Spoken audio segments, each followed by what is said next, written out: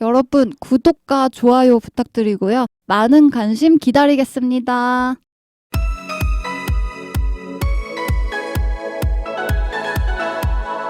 우주로 가는 독서 스텔라 이슬. 얌녀입니다. 오늘 함께 읽을 책은 2024년 노벨문학상을 한국에서 우리나라에서 최초로 수상한 한강 작가의 네. 작별하지 않는다입니다. 저희가 한강 작가의 작품은 올해 4월이죠. 4월에 채식주의자 소설로 한 차례 리뷰해본 적이 있는데요. 노벨문학상 수상하시기 전에 네.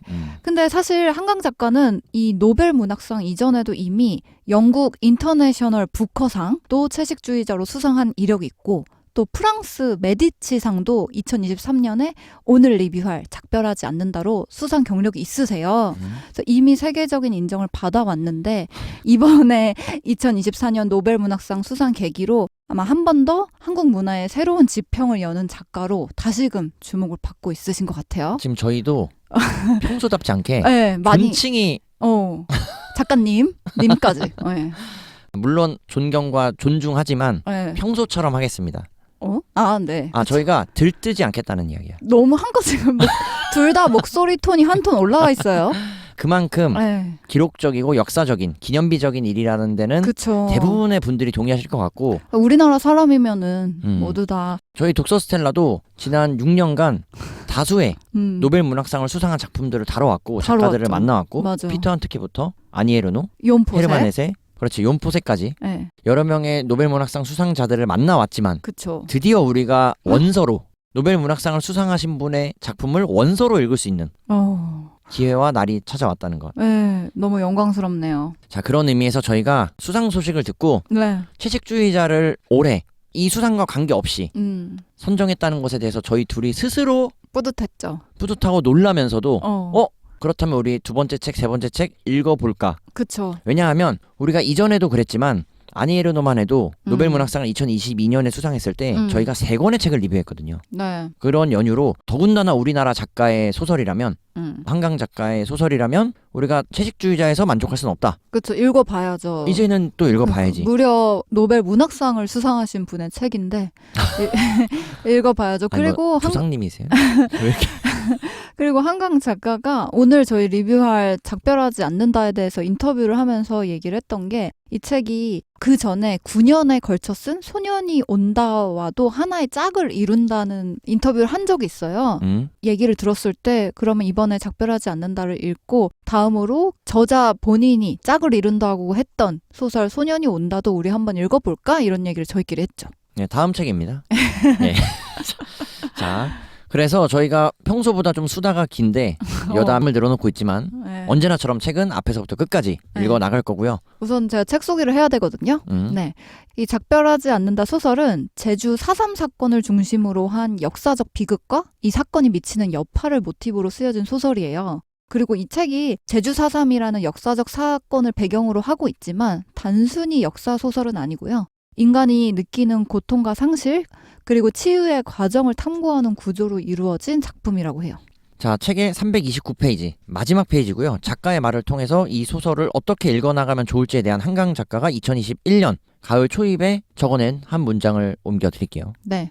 몇 년 전 누군가 다음에 무엇을 쓸 것이냐고 물었을 때 사랑에 대한 소설이기를 바란다고 대답했던 것을 기억한다. 지금의 내 마음도 같다. 이것이 지극한 사랑에 대한 소설이기를 빈다.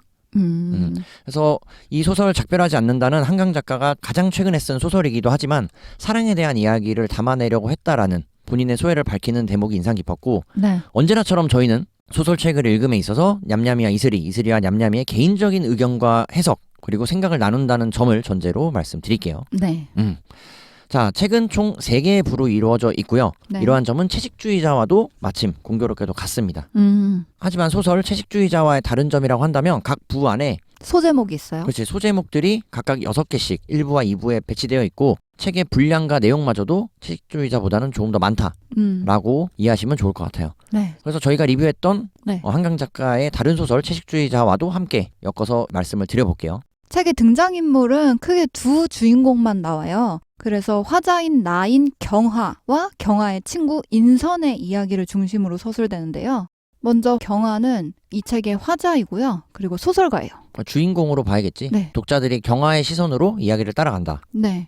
경화는 친구 인선과의 인연으로 인선이 키우던 죽음을 앞둔 앵무새를 살리기 위해 눈보라 속의 제주도로 향하게 되고 이때 제주 4.3 사건의 상처를 간접적으로 경험한 사람으로 묘사가 돼요. 그렇게 해서 제주 4.3 사건에 대한 이야기를 조금씩 네. 퍼즐을 맞춰나가는 방식으로 풀고 있고 네. 책의 말미에서는 제주 4.3에 대한 고증 그리고 실제 있었던 역사적인 사건에 대해서도 소설을 통해서 나열한다는 거. 그리고 주인공 경화의 친구인 인선은 제주 4.3 사건의 생존자의 가족으로 그려지고요.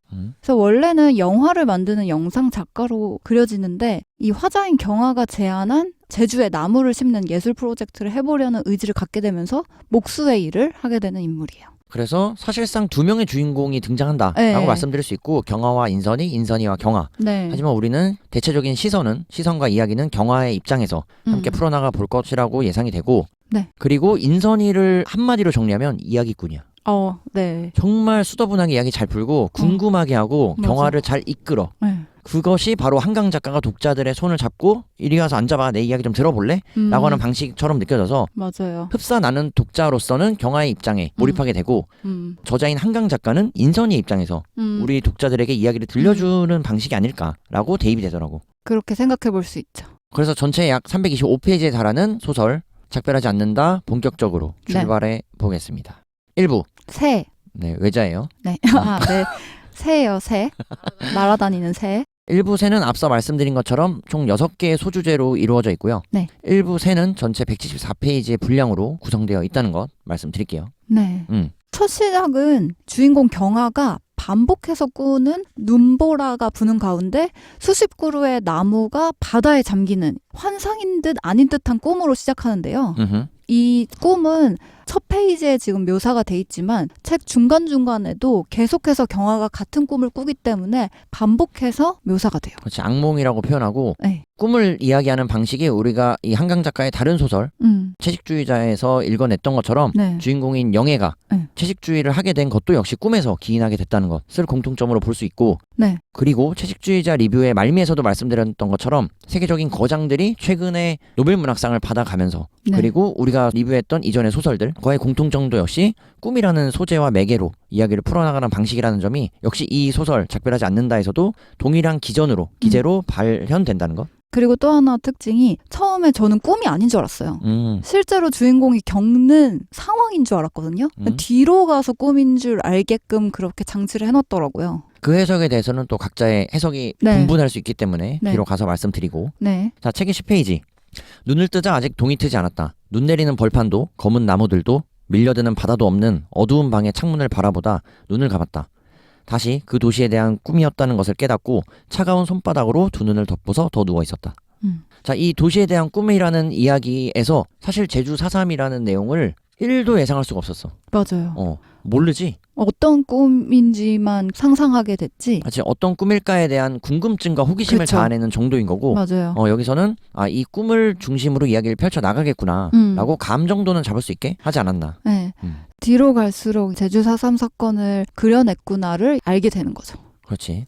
자, 이러한 꿈을 보다 구체적으로 표현하는 게 바로 17페이지. 2012년 겨울 그 책을 쓰기 위해 자료를 읽으면서부터 악몽을 꾸기 시작했다. 처음에는 직접적인 폭력이 담긴 꿈들이었다. 공수부대를 피해 달아나다 어깨를 곤봉으로 맞고 쓰러졌다. 엎어진 내 옆구리를 발로 차서 몸을 뒤집던 군인의 얼굴을 이제 나는 기억하지 못한다. 차검한 총을 두 손으로 모아진 그가 힘껏 내 가슴을 내리 찔렀을 때의 전율만 남아있다. 사실 이 내용을 꿈으로써 꿨다고 생생하게 표현하지만 지금 이 꿈을 꿨다고 이야기하는 주인공인 경화는 제주 4.3과는 직접적인 연관이 없어요. 없음에도 이러한 꿈을 실제 당했던 피해자인 것처럼 꾸는 거야. 네. 자료의 내용들이 상세하게 서술이 돼 있었겠죠. 그렇지. 그래서 경화가 준비하는 이 폭력에 관한 소설, 이 도시의 학살에 관한 소설, 이거를 집필하면서 간접적으로 겪은 고통스러운 경험이 계속해서 무의식 속에서 꿈으로 나타나는 거예요. 자, 이러한 악몽들 때문에 경화가 너무 힘들어 하다 보니 13페이지. 유서는 어느 밤 이미 써두었다. 몇 가지를 부탁드립니다. 라는 문장으로 시작되는 그 편지에는 어느 서랍 속 상자에 통장들과 보험 증서와 전세 계약서가 있는지, 내가 남길 돈의 얼마만큼이 어디에 쓰기를 원하는지, 그 나머지가 어떤 이들에게 전달되기를 원하는지 간략하게 적어두었지만 정작 그 부탁을 들어줄 수신인의 자리는 비어있었다. 그러니까 유서를 편지라고 표현한 것이 굉장히 인상 깊었고 맞아요. 누군가는 받아야 되는 내용이니까 근데 그 수신인의 자리는 비어 있었고. 그렇지. 그래서 바로 그 다음 문단에 그러나 빠져나올 수도 없었던 침대에서 마침내 내 몸을 일으킨 것은 바로 그 미지의 수신인에 대한 책임감이었다. 심지어 유서를 편지로 묘사했지만 수신인이 없고 그 수신인이 아직은 없기 때문에 수신인을 누군가를 지정해야 되는 책임감이 있다는 거를 이렇게 해석한 게 신선하더라고요. 부담감과 중압감이라고 생각할 수 있을 것 같고 네. 그만큼 경화는 독립적이고 고독한 고립되어 있는 사람이구나를 은연중에 알 수 있지. 네. 그리고 이 침대를 빠져나오지 못한다는 문구를 읽었을 때 우리가 과거에 리뷰했던 에릭 와이너의 소크라테스 익스프레스 첫 번째로 등장했던 마르쿠스 아우렐리우스가 침대에서 나오는 과정을 그 책의 1장에 담겨 있단 말이지. 그걸 리뷰했던 게 떠오르더라고. 물론 지금 말씀드리는 이 소설과는 전혀 연관은 없습니다만 이 문장만 봤을 때요. 침대를 나오는 것이 너무나 힘들었다고 버겁다고 경화가 표현하는데 그 침대를 나오는 과정에서 철학적인 고찰을 우리가 함께 이야기했던 게 기억이 나서 아이고. 참고 부탁드립니다. 네. 자, 그리고 22페이지. 냠냠이가 말씀드린 것처럼 이러한 자료들을 바탕으로 소설의 원고를 완성한 이듬해 1월에 출판사를 찾았다. 가능한 한 빨리 책을 내달라는 부탁을 하기 위해서였다. 어리석게도 책을 내고 나면 더 이상 악몽을 꾸지 않을 거라고 생각했던 것이다. 이렇게 본인이 꾸는 검은 나무들이 등장하는 악몽이라고 표현했던 본인이 유서까지 쓸 정도로 힘들게 했던 이 악몽을 끊어낼 수 있지 않을까라는 기대감을 갖고 출판사를 갔다라는 것 네. 내용에 등장을 하고 그리고 이 책과 연결지어서 이 악몽을 그만 꾸고 싶어 하는 거에 대해서 경화는 이거를 그러면은 실제로 현실적으로 99그루의 내가 꿈에서 본 그 나무를 실제로 심고 예술 프로젝트로 만들면은 악몽이 아니라 예술로서 승화할 수 있지 않을까? 이런 아이디어를 얘기를 해요. 그래서 이 프로젝트를 하는 과정을 짧은 기록 영화로 만들어야겠다 하고 영화 작업을 했던 친구에게 제안을 하게 되죠. 그 친구가 바로 또 다른 주인공 인선이에요. 그렇지. 그렇게 인선이가 등장하기 전에 네. 25페이지 다시 한번 유서에 대한 이야기를 언급한다. 여전히 수신인이 정해지지 않은 유서를 봉투째 찢어버린다. 처음부터 다시 써. 그건 언제나 옳은 주문이다. 처음부터 다시 써. 진짜 작별 인사를 제대로. 이렇게 유서에 대한 반복적인 집착에 가까운 행동들을 묘사하고 있고 네. 그리고 26페이지 책의 내용들을 함께 읽어나가겠지만 책을 읽어나가시는 독자분들도 역시나 이런 대목에서 이 책이 굉장히 큰 서사를 담고 있겠구나라고 예상해 볼 수 있을 법한 네. 표현들을 담았다고 생각했는데 네. 비탈진 능선부터 산머리까지 심겨있는 위쪽의 나무들은 무사하다. 밀물이 그곳까지 밀고 올라갈 순 없으니까. 그 나무들 뒤에 무덤들도 무사하다. 바다가 거기까지 차오를 리는 없으니까. 거기 묻힌 수백 사람의 흰 뼈들은 깨끗이 서늘하게 말라있다.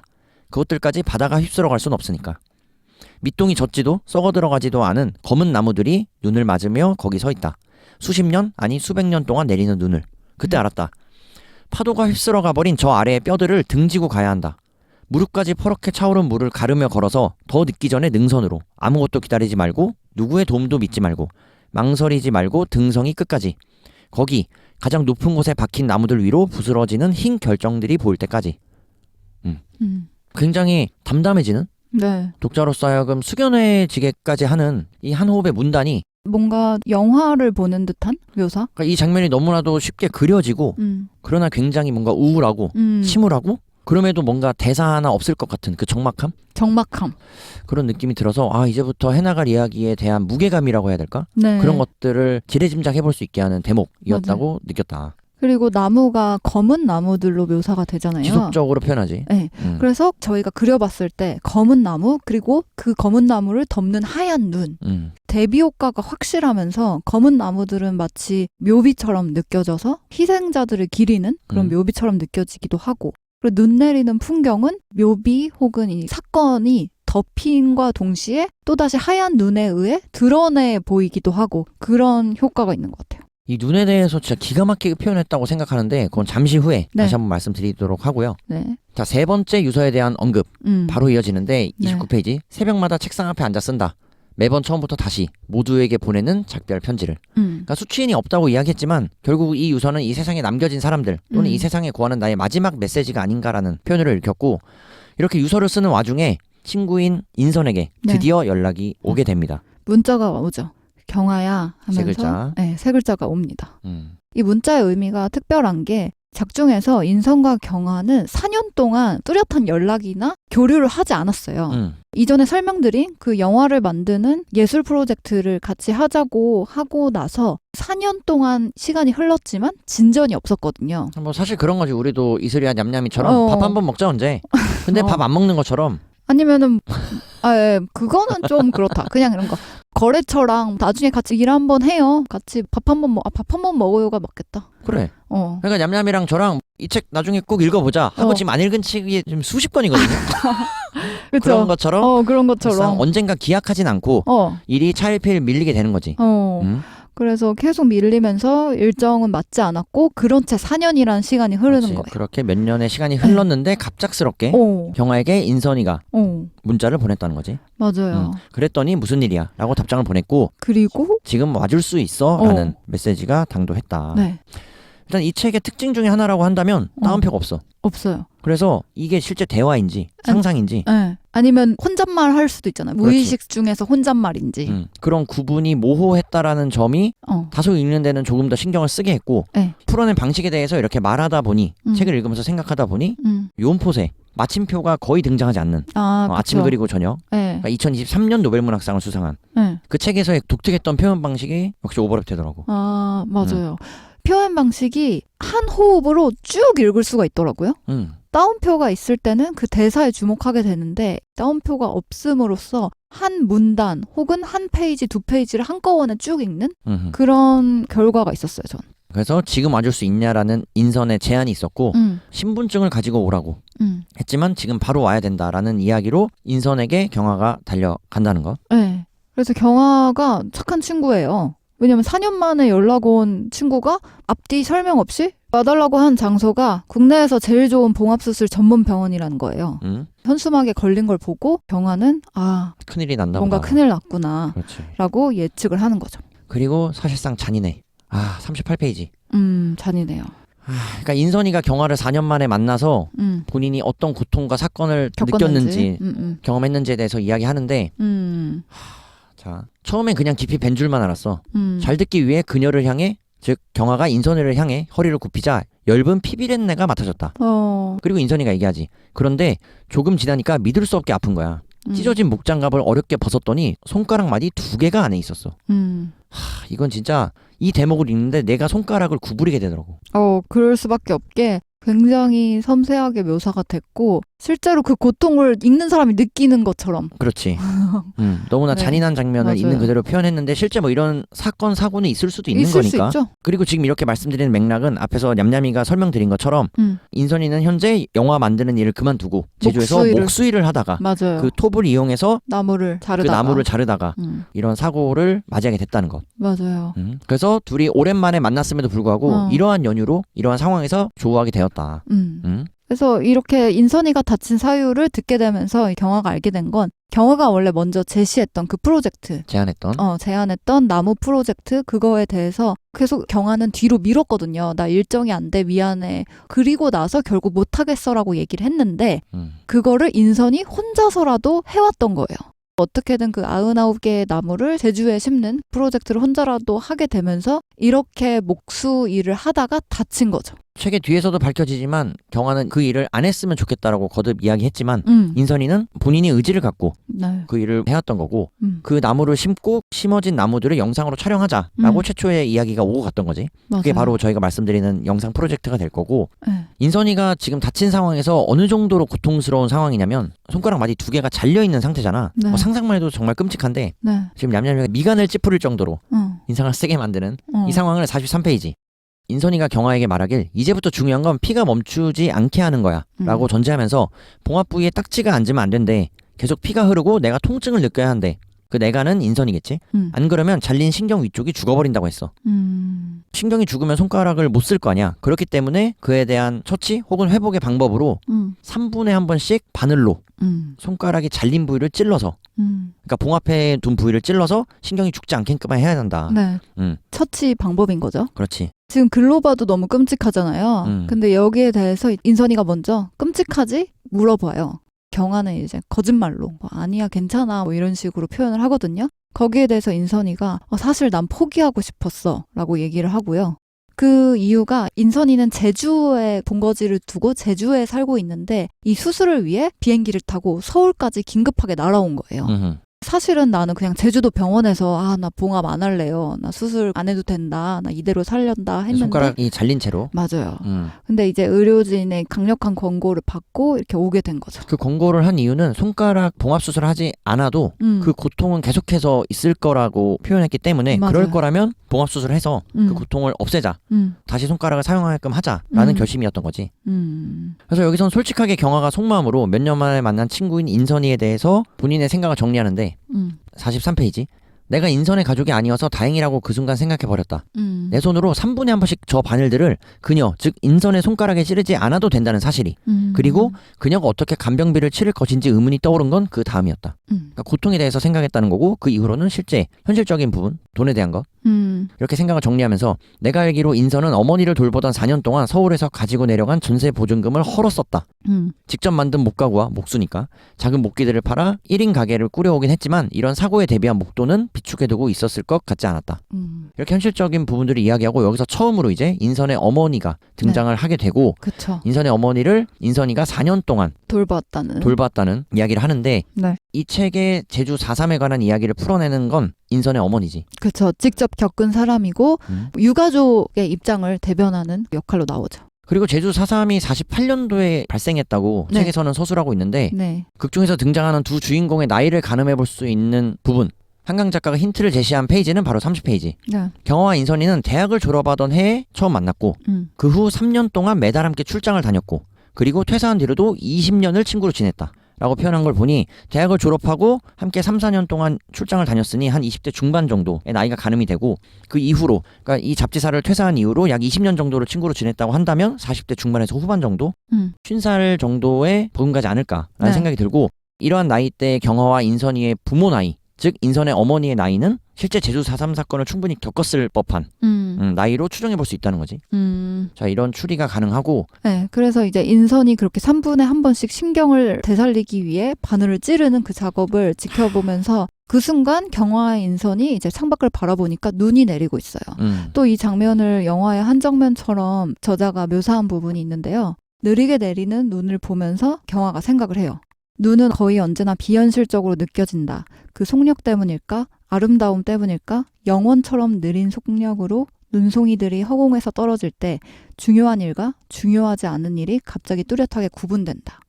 어떤 사실들은 무섭도록 분명해진다. 이를테면 고통, 유서를 완성하겠다는 모순된 의지로 지난 몇 달을 버텨왔다는 것.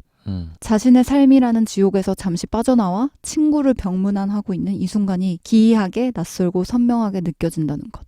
저는 이제 이 대목이 인상적인 게, 이 대목을 보면서 정말 창밖에 지금 눈이 안 내리고 있지만 내리는 듯한 느낌이 들었고, 천천히 내리는 눈을 봤을 때 저도 가끔씩 눈을 보면 하늘에서 내리는데 환상적으로 느껴질 때가 있잖아요. 이게 어떻게 너무 촉감이 차갑고 색깔은 하얗고 그런 것들을 느끼면서 감상했던 것이 오버랩 되면서 그 한강의 문체 특유의 이 섬세한 이제 감정 표현이 대단하구나 느꼈어요. 굉장히 감성적인 냠냠이를 만나고 계십니다. 네, 저 대문자 F예요. 자, 그래서 이렇게 병문안을 간 상황에서 4년 전으로 거슬러 올라갑니다. 그러니까 이 한강 작가의 소설 작별하지 않는다의 특징은 맞아. 시간 순으로 나열하지 않았어요. 맞아요. 과거와 오늘, 그리고 대과거를 넘나드는. 네, 현재와 과거를 계속해서 넘나들어요. 그래서 흐름을 잘 쫓아가셔야 되고 정신 똑바로 차리고 저희도 읽어나가 보겠습니다. 네. 그래서 병문안으로부터 약 4년 전 장례식장에서 마주한 인선과 경아가 네. 나누는 대화 중에서 네. 46페이지. 그날 밤, 즉 장례식장에서의 밤에 인선이 나에게, 즉 경아에게 그간의 안부를 물었을 때 경아는 검은 나무들의 꿈 이야기를 인선이에게 내어놓았다는 거야. 그래서 이러한 이야기를 공유하고, 이때 바로 앞서 냠냠이가 말씀드렸던 것처럼 이 프로젝트를 한번 담아볼래? 라는 약속을 하게 되는 거지. 그렇지만 역시 결론부터 말씀드린 것처럼 경아는 이 프로젝트에 대해서 탐탁지 않게 결국은 진행하지 못했고, 네, 빠지게 되고, 찰필 미루다가 결국 미안해 인선아 나 못하겠어 라고 하죠. 그렇지. 그래서 다시 4년 전으로 거슬러 올라왔던 거고, 앞에서 말씀드린 것처럼 그렇게 4년 만에 연락 온 게 바로 인선이가 병원에서 경아에게 연락을 하게 된 흐름이라는 것. 정리해보면서 다시 현재인 오늘날로 돌아와서, 즉 병문안을 하는 상황에서 인선이가 경아에게 부탁을 한다. 이러한 경화와 인선의 서사가 있는 가운데 인선이가 본론을 말해요.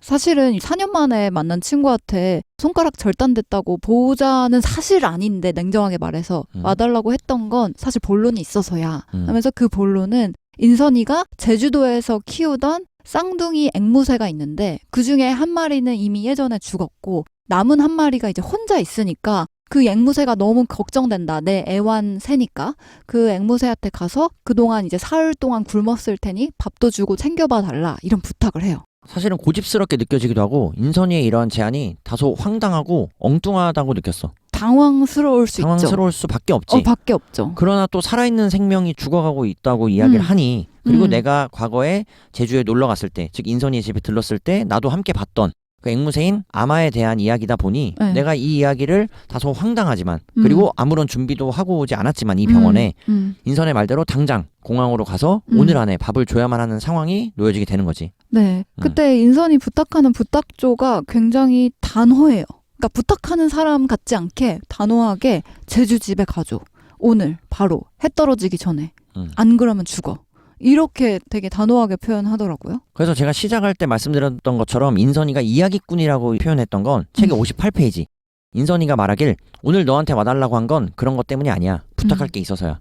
돌연한 생기를 머금고 번쩍이는 그녀의 두 눈을 피하지 못한 채 나는 다음 말을 기다리고 있었다. 오. 그러니까 이러고 나서 우리가 지금 표현한 내용들이 펼쳐지잖아. 그렇죠. 그러니까 내가 왜 58페이지를 여기서 언급하냐면 네. 이 책을 긴 호흡으로 읽기 어려우신 분들은 58페이지까지 읽으시고 책을 덮어도 좋다. 그리고 그 다음의 내용을 기대하면서 그 다음날 혹은 차후에 이 책을 펼쳐보는 거지. 아, 이야기꾼의 사연을 그 그렇지. 다음날 보는 거예요? 오늘 너한테 와달라고 한 건 그런 것 때문이 아니야. 나 부탁할 게 있어. 까지 덮고 드라마처럼. 덮고 그래 그럼 다음 주에 계속. 나 집에 갈게. 이런 느낌인 거야. 다시 와서. 그래서 대체 무슨 얘기를 하려고 하지? 라는 궁금증을 자아내는 게 인선이가 정말 한강 작가가 정말 잘하는 독자로서 하여금 이 책을 계속 읽어나가게끔 하는 그 동인을 잘 만드는 캐릭터다. 잘 보여줬다라고 느껴져서. 맞아요. 그래서인지 이솔바가 말한 거에 이제 경화도 매료가 됐는지 경화가 결국 제주에 가요. 그리고 중간중간 그리고 책의 뒤에서도 나오지만 보여줄 게 있어. 너한테 말할 게 있어. 이런 식으로 그 다음 대목이 너무나 궁금해지게 만들어서 그럼에도 불구하고 책을 한 번에 긴 호흡으로 읽기 어려우신 분들은 58페이지 거기까지 기억해 주시고. 네. 자, 그렇게 해서 제주로 날아갑니다. 날아갑니다. 바로 가요. 정말 바로 가라고 해서 바로 가요. 말을 참 잘 들어. 네. 그렇게 경화가 출발하게 되는데 비행기로 날아가는 동안 또는 날아가는 과정에 있어서 과거의 이야기를 다시 회상해서 끄집어내지. 인선이와 경화가 함께 과거에 출장을 갔던 상황 속에서 인선이가 본인의 과거를 고백하는 씬이 등장을 해요. 본인이 고등학교 2학년 때 집을 가출했던 내용. 그래서 사실 고등학교 2학년이 가출했던 게 무슨 큰 재미나 의미가 있겠어라고 지레짐작해버리고 나는 이 대목을 읽어나가기 시작했거든. 그런데 가출한 인선이가 제주에서 서울로 상경해서 서울에서 식당 알바일을 구하게 되고 숙소로 돌아가는 그 길에 추운 한겨울이었던 걸로 상상이 되는데 왜냐하면 눈이 쌓여있다라고 표현이 되니까. 네. 그런 와중에 눈이 쌓여있던 축대에 발이 미끄러졌고 약 5m 아래의 난간으로 떨어지게 됐다는 거지. 그래서 실제 죽을 고비를 넘겼다라고 표현하면서 이때 인선이가 서울로 간 이유는 사실 엄마와 함께하는 것, 엄마를 보는 게 죽기보다 싫어서 맞아요. 엄마가 혐오스러워서라는 표현으로 반항이죠. 사실상의 사춘기의 반항 심리를 표현했다고 한다면 맞아요. 엄마는 이 인선이가 사고를 당하고 의식이 없던 열흘 사이에 이 서울에 있는 병원으로 올라와서 인선이가 깨어날 때 옆에서 자리를 지키게 되지. 그런데 여기서 인선이 엄마가 이야기하는 대목이 굉장히 심오하고 네. 신비스럽고 이제부터 이야기가 시작되나라는 생각이 들 정도로 섬찟하게 느껴졌는데 81페이지. 네. 인선이가 말하길 내가 다친 걸 진작 알았다고 그때 엄마 말했어. 병원에서 연락 오기 전에 이미 알고 있었다고. 내가 즉 인선이가 축대에서 떨어졌던 그 밤에 꿈을 꿨다고 했어. 5살 모습으로 내가 눈밭에 앉아 있었는데 내 뺨에 내려앉은 눈이 이상하게 녹지를 않더래. 꿈속에서 엄마 몸이 덜덜 떨릴 만큼 그게 무서웠대. 따뜻한 애기 얼굴에 왜 눈이 안 녹고 그대로 있나. 뭔가 예지몽을 꾸듯이 우리 딸한테 무슨 일이 생겼구나 싶은 거죠. 난 사실 여기서 눈이 녹지 않는다라는 그 사실 자체만으로 뭔가 섬뜩한 맞아요. 점이 있나라고 예상했는데 여기서 몇 페이지가 넘어가니 실제 이게 왜 그 의미 인선이 있지. 엄마가 네. 몸이 덜덜 떨릴 만큼 무섭게 느꼈는지에 대한 설명이 나오는데 네. 와, 잘 썼다. 네. 그리고 눈을 통해서 이렇게까지 공포심을 자극할 수 있구나. 표현할 수 있나라고 네. 한강 작가에게 무릎을 물을 꿇으셨나요? 탁 쳤다고. 내가 뭐 무릎을 꿇을 뭐 그런 건 아닙니다. 네. 그런 건 아니고. 근데 여기서 알고 가면 좋은 게 이 당시에 반항 심리에 의해서 인선이가 가출을 했고 가출한 순간에 사고를 당했고 이 일련의 과정은 인선이가 아직까지는 본인의 엄마한테 제주 4.3 사건 피해의 내용을 듣기 전이에요. 그렇지. 어떤 일이 있었는지 전혀 모르고 네, 그냥 정말로 순수하게 사춘기 애가 뭐 귀찮아 다 귀찮아 엄마랑 같이 자는 것도 싫고 그냥 다 싫어하면서 나갔던 건데 그 이후로 병원을 퇴원하게 되면서 엄마가 그제서야 사실 어떤 일이 있었냐며 하면서 사건을 얘기해 주는 거죠. 그렇지. 바로 그 사건이 83페이지. 내가 퇴원해서 즉 인선이가 퇴원해서 함께 제주 집으로 돌아간 밤에 엄마는 즉 인선이 엄마는 한 번 더 그 눈송이 이야기를 했어. 이번에 그 꿈 이야기가 아니라 그 꿈이 기원한 생시 이야기를, 그러니까 실제 있었던 이야기.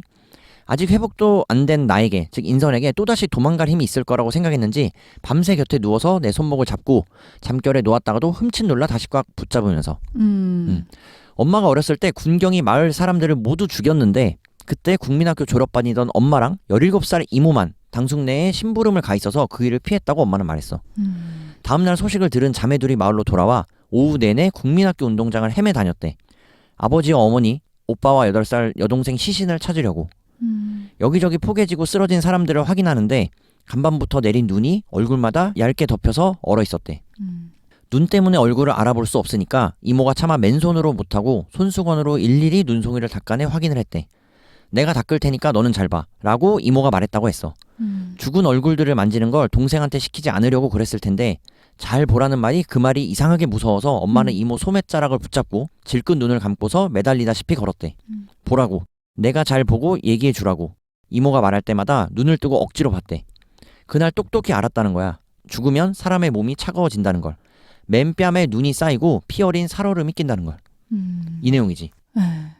그래서 앞서 이슬 오빠가 언급한 따뜻한 애기 얼굴에 왜 눈이 안 녹고 그대로 있나 하면서 엄마가 이런 꿈을 꾸면서 몸이 덜덜 떨렸던 게 사실은 엄마가 어린 시절에 군경이 마을 사람들을 모두 죽인 그 사건 때 죽은 시신들의 얼굴을 이렇게 한없이 보다 보니 눈이 덮인 얼굴이 다 얼어 있어서 그거랑 이제 겹친 거죠. 그러니까 사람이 죽으면 몸이 차가워진다는 거야. 차가워지기 때문에 눈이 쌓여도 사람에게, 그러니까 죽은 사람에게 시체에게 그 눈이 녹지 않는다는 얘기를 하는 거고 그렇게 눈이 녹지 않는다는 경험을 실제 엄마가 해봤기 때문에 그쵸. 인선이가 사라졌을 때 꾼 악몽 같은 꿈에도 5살 인선이의 얼굴에 내려앉은 눈이 녹지 않고 있었다라는 거. 그래서 왜 저 아이의 얼굴에 내려앉은 눈송이가 녹지 않는 거야라고 악몽을 꿨다라고 표현한다는 거지. 와, 이 서사와 이 설명이 너무나도 진짜 완성도 여기까지 하겠습니다. 소름 끼쳐요. 진짜. 당연히 일상에서 우리가 생각해 보지도 않았을 법한 내용인데 예를 들면 시체 얼굴에 눈이 쌓여서 그 눈이 녹지 않겠구나라고 우리가 일반적으로 알고 있지도 않는 상식인 거잖아. 맞아요. 그리고 사실 생각도 해본 적 없는 거고. 그러니까 눈을 장치로 해서 소설에 활용한 게 진짜 너무 완벽에 가까워서 아니 완벽해서 그래서 소름이 끼친 것 같아요. 보통 우리가 눈을 생각하면 아까 저 F 감성으로 이제 감상평 날렸듯이 그런 내용을 생각할 수 있는데 갑자기 공기가 차가워지는 듯한 무섭게 표현을 했다는 게 놀랍네요. 그렇지. 그리고 조금은 다른 얘기인데 이 눈에 대해서 한강 작가가 이 소설에서 굉장히 비중 있게 다루잖아. 근데 우리가 아직 업로드하지 않았지만 이미 녹음을 마친 케빈 피터핸드 현재 오늘날 2024년에 나사에서 우주생물학자로 일하고 있는 저자가 쓴 첫 번째 대중서 우주의 바다로 간다면에서 우리가 눈이 생성되는 과정을 약 2-3페이지에 걸쳐서 설명했던 내용이 기억이 나서 이 소설 이후에 업로드를 기다려 주시길. 또 이렇게 또 죄송합니다. 세계관이 계속 연결됐네요. 그러니까 책을 많이 읽어가지고 저희가 이 책에서 저 책으로, 저 책에서 이 책으로 이게 계속 오버랩되는 게 너무 좋더라고. 같이 따라와 주시면 감사하겠습니다. 많은 관심, 응원 부탁드리고요. 자, 그렇게 인선의 엄마가 눈에 대해서 표현하면서 인선이가 잘못됐을 거야라고 지레짐작할 수밖에 없었던 그 대목을 눈으로 표현한다는 거 다시 한번 강조드리고 그 다음 페이지 85페이지인데 인선이가 말하길 그때까지 난 전혀 몰랐어. 외조부님이 안 계시고 친척이 큰이모 식구들 뿐인 게 그저 유난히 엄마 형제가 적은 거라고 생각했지. 아마 나 말고도 많은 아이들이 그랬을 거야. 그때도 지금도 어른들은 그 얘기를 꺼내지 않으니까. 그 얘기라는 건 바로 제주 4.3인 거고 인선이가 고2의 나이에 가출을 할 때까지도 엄마가 이 말을 먼저 꺼내지 않았었기 때문에 당연히 인선이는 책의 내용을 인용한 것처럼 그저 유난히 엄마에게 형제가 적은 거라고 생각할 수밖에 없었겠지. 그런 이야기를 하고 있고 그래서 제주 4.3에 대한 빌드업을 조금씩 해나간다는 것. 그리고 이 인선의 엄마는 그 이후로 인선의 가출 이후로도 다시는 이제 그 이야기를 꺼내지 않았다고 해요. 그 사건이 엄청난 거잖아요. 굉장히 어린 자매가 무려 본인 가족들의 시신을 찾아내서 장례를 치른 과정, 그런 엄청난 사건에 대해서도, 그리고 그 이후에 어떤 끈기로 살아남게 되었는지에 대해서도 전혀 이야기하지 않았다고 해요. 그렇지. 하지만 오직 그 눈에 대해서만 말했을 뿐이야 라고 인선이 전하면서 수십 년 전 생시에 보았고 얼마 전 꿈에서 보았던 녹지 않은 그 눈송이들의 인과관계가 당신, 즉 인선의 엄마죠. 엄마의 인생을 꿰뚫는 가장 무서운 논리이기라도 한 것처럼 그 이야기, 사건 자체는 꺼내지 않지만 그 눈 얘기만은 계속 간직했다. 그리고 인선의 엄마가 이야기를 이어가는데 이 책에서의 특징 중 하나가 제주도 출신인 그리고 제주 사람인 인선의 엄마와 인선이 하는 말들이 제주 방언 그대로 담겨. 그쵸. 그래서 실제 읽어내면서도 100% 이해를 했나라고 물어본다면 나는 이 내용들을 100% 이해하지 못할 것 같은데, 그럼에도 책의 내용을 전체적으로 이해하는 데는 큰 무리는 없게끔 썼다. 네, 맞아요. 일부러 더 생생하게 하기 위한 장치로 제주도 사람이 들려주는 것처럼 저자가 서술하지 않았을까 그렇지. 해요. 일부러 이렇게 담았다고 보여지고. 네. 그래서 그렇게 제주 사람인 인선의 엄마가 말을 이어가길, 내가, 즉 인선의 엄마가 눈만 오면 내가 그 생각이 남져. 생각을 안 하젠 해도 자꾸만 생각이 남서. 헌디 너가 그날 밤 꿈에, 여기서 너는 인선이겠지? 그 추룩 얼굴에 눈이 희영하게 묻어있는 애. 내가, 즉 인선의 엄마가 새벽에 눈을 뜨자마자 이 애기가 죽었구나 생각을 했죠. 허이고 나는 너가, 즉 인선이 엄마는 인선이가 죽은 줄만 알아그네. 그러니까 이 눈송이가 녹지 않는다라는 표현이 나는 오랫동안 기억에 남을 것 같고, 이 엄마가 이 눈에 대해서 집착하는 것, 또는 이렇게밖에 표현할 수 없는 것이 그 어린 시절에, 즉 엄마가 국민학교 졸업하던 나이라고 하니 13살의 소녀에게 네. 얼마나 큰 트라우마로 자리 잡았을까라고, 맞아요. 사실 짐작도 안 되는 정도의 아픔, 그리고 상처가 아니었을까라고 생각이 들더라고. 네. 엄마의 상처가 온전히 전해져서인지 인선은 본인이 그 사건을 겪지 않았지만 눈만 내리면, 이렇게 눈만 내리면 너무 생각난다라고 이제 언급을 하죠. 그렇지. 자, 지금 말씀드리고 있는 인선이가 경아에게 들려주는 본인의 가출의 이야기는 인선이가 경아에게 앵무새에게 밥을 주라는 부탁을 하고 경아가 제주 공항으로 날아가는 그 사이에 배치되었다는 것. 네. 다시 한번 리마인드 드리면서 배치된 과거의 해상신이죠. 그렇지. 회상을 하게 되고, 네. 그런 회상을 다시 우리 현실로 돌아와서 경아가 드디어 제주 공항에 도착을 합니다. 맞아요. 공항에 도착하자마자 제주에는 또다시 눈이 펑펑 내리고 있어요. 책의 대부분의 배경이 눈이 내리고 있더라고요. 눈이 가장 큰 장치와 효과로서 네. 책의 말미까지 지속이 되고 사용이 되고, 경아가 서울에서 제주로 날아가는 그 과정, 그리고 경아가 제주에서 인선의 집까지 당도하는 이 과정이 녹록지 않음을 책에선 설명하고 있고, 강한 눈보라 바람, 이것들로 통해서 앞이 보이지 않을 정도의 어려움을 표현하면서도 공교롭게도 이 두 가지의 교통수단, 즉 책에서는 비행기, 경아가 제주에서 탄 버스, 이 두 가지가 둘 다 막차야. 그러니까 이 뒤로는 다시금 경아가 서울로 돌아갈 수 없을 수도 있겠구나, 네. 라는 정도의 짐작을 하게끔 하더라고. 네. 이 두 가지 장치가 참 운이 좋아, 이게 막차야 라고 표현이 되니까. 이 두 가지 교통수단이 그렇게 제주에서의 이야기를 본격적으로 이어나가겠다라는 네. 암시였다라고 느꼈고, 그렇게 정거장을 향해 나아가면서 경아는 계속 이제 눈 얘기를 하면서, 아, 예전에 인선이가 떠올린 것도 이런 것들이었을까? 뭐 어떻게 하늘에서 저런 게 내려오지? 이렇게 독백을 하면서 인선이가 경아에게 해줬던 말, 이렇게 눈이 내리면 생각나. 그 학교 운동장을 저녁까지 헤매 다녔다는 여자애가 라고 한 그 말을 떠올리게 되죠. 여기서 말한 여자애는 본인의 인선이 어머니인 거고. 그렇지. 지금 말씀드린 얘가 될 거고, 과거의 경험이 될 거고, 그래서 경아가 제주에 있는 인선의 집까지 당도하는 과정이 제주에서조차도 네. 쉽지 않음을 나타내는데, 그 인선의 집에 가는 과정에서 두 명의 지나가는 행인을 만난다는 것. 그래서 버스에서 만난 30대 중반의 남성, 그 다음으로 만나는 게 백발의 할머니. 네. 할머니예요. 그래서 이 둘의 등장이 어떤 의미가 있을까라고 따라가 보자라고 생각을 했는데, 사실 첫 번째로 등장한 30대 남성, 그러니까 버스를 같이 탄 첫 번째 남성은 그대로 사라져. 그래서 난 이게 무슨 의미가 있나라는 궁금증이 지금도 있고, 그 다음으로 만나는 할머니는 경아가 이 할머니에게 여러 가지 대화를 시도하지만 실제 이 할머니는 버스 정류장에서부터 같은 버스를 탈 때까지, 그리고 내릴 때까지도 그 어떠한 의사소통도 나누지 않지만, 경아는 제래 짐작으로 뭔가 인선이 엄마를 닮은 것 같은데? 라고 이미지를 투영하게 되지. 그래서 나도 괜시리 비슷한 세대지 않을까? 이 할머니가 인선의 엄마는 아니겠지만, 당연히 아니지만, 네. 이렇게 묘사하는 것이 어떤 의미가 있지라고 조금 더 이야기를 따라가 보자 라고 생각이 들었어. 자, 그렇게 두 명의 등장인물을 거쳐서 인선의 집에 당도하나 했는데 그 산 중턱에 있는 인선의 집에 들어가기에 앞서 경화도 사고를 당하게 되지. 그래서 인선의 집을 가는 길에 결론적으로 길을 잃은 거예요. 가다가. 눈도 너무 많이 오고 버스도 타려고 탔지만 어쨌든 지금 4년 만에 만난 친구 집에 찾아가는데 쉽지 않았을 거잖아요. 그렇지. 그래서 길을 잃어서 사고를 당하죠. 사고를 당해서 경화가 이제 본인 자신한테 하는 독백이 나오는데 일어나서 움직여야 한다. 더 체온을 잃으면 안 된다. 하지만 엄두가 나지 않는다. 여기가 어딘지 모른다. 가야 할 방향도 모른다. 경화의 시선이 느껴지면서 딱 어딘가 이제 넘어졌는데 정신을 잃었고 여기가 어딘지도 모르고 혼미한 상태인 거죠. 그래서 눈이 얼마나 많이 왔냐라고 한다면 무릎까지 차올랐다라는 표현이 있고 그렇게 눈이 앞이 안 보일 정도로 계속 쏟아져 내리고 있었기 때문에 그런 와중에 넘어져서 그러니까 비탈길을 이제 굴러 떨어진 거예요. 맞아. 굴러오면서 돌과 바위에 머리와 몸을 계속 부딪힌 거죠. 휴대폰도 날아가고. 그래도 경화는 의식을 잃지 않을 수 있었던 건 침낭 같은 패딩 코트와 눈더미가 충격을 줄여준 거다라고 얘기하죠. 그나마 다행인 게 크게 다치지 않았다라고 표현하고 있고 이러한 상황 속에서 휴대폰의 배터리가 10% 정도밖에 남아있지 않았다라고 얘기하는 것도 앞에서 말씀드린 것처럼 마지막 비행기 그리고 마지막 지선버스 이어서 핸드폰마저도 이제 꺼지겠구나라고 생각을 하니 이제 속세와의 단절 그리고 다시는 돌아갈 수 없는 편도행 여행이라는 느낌이 들었고 그쵸.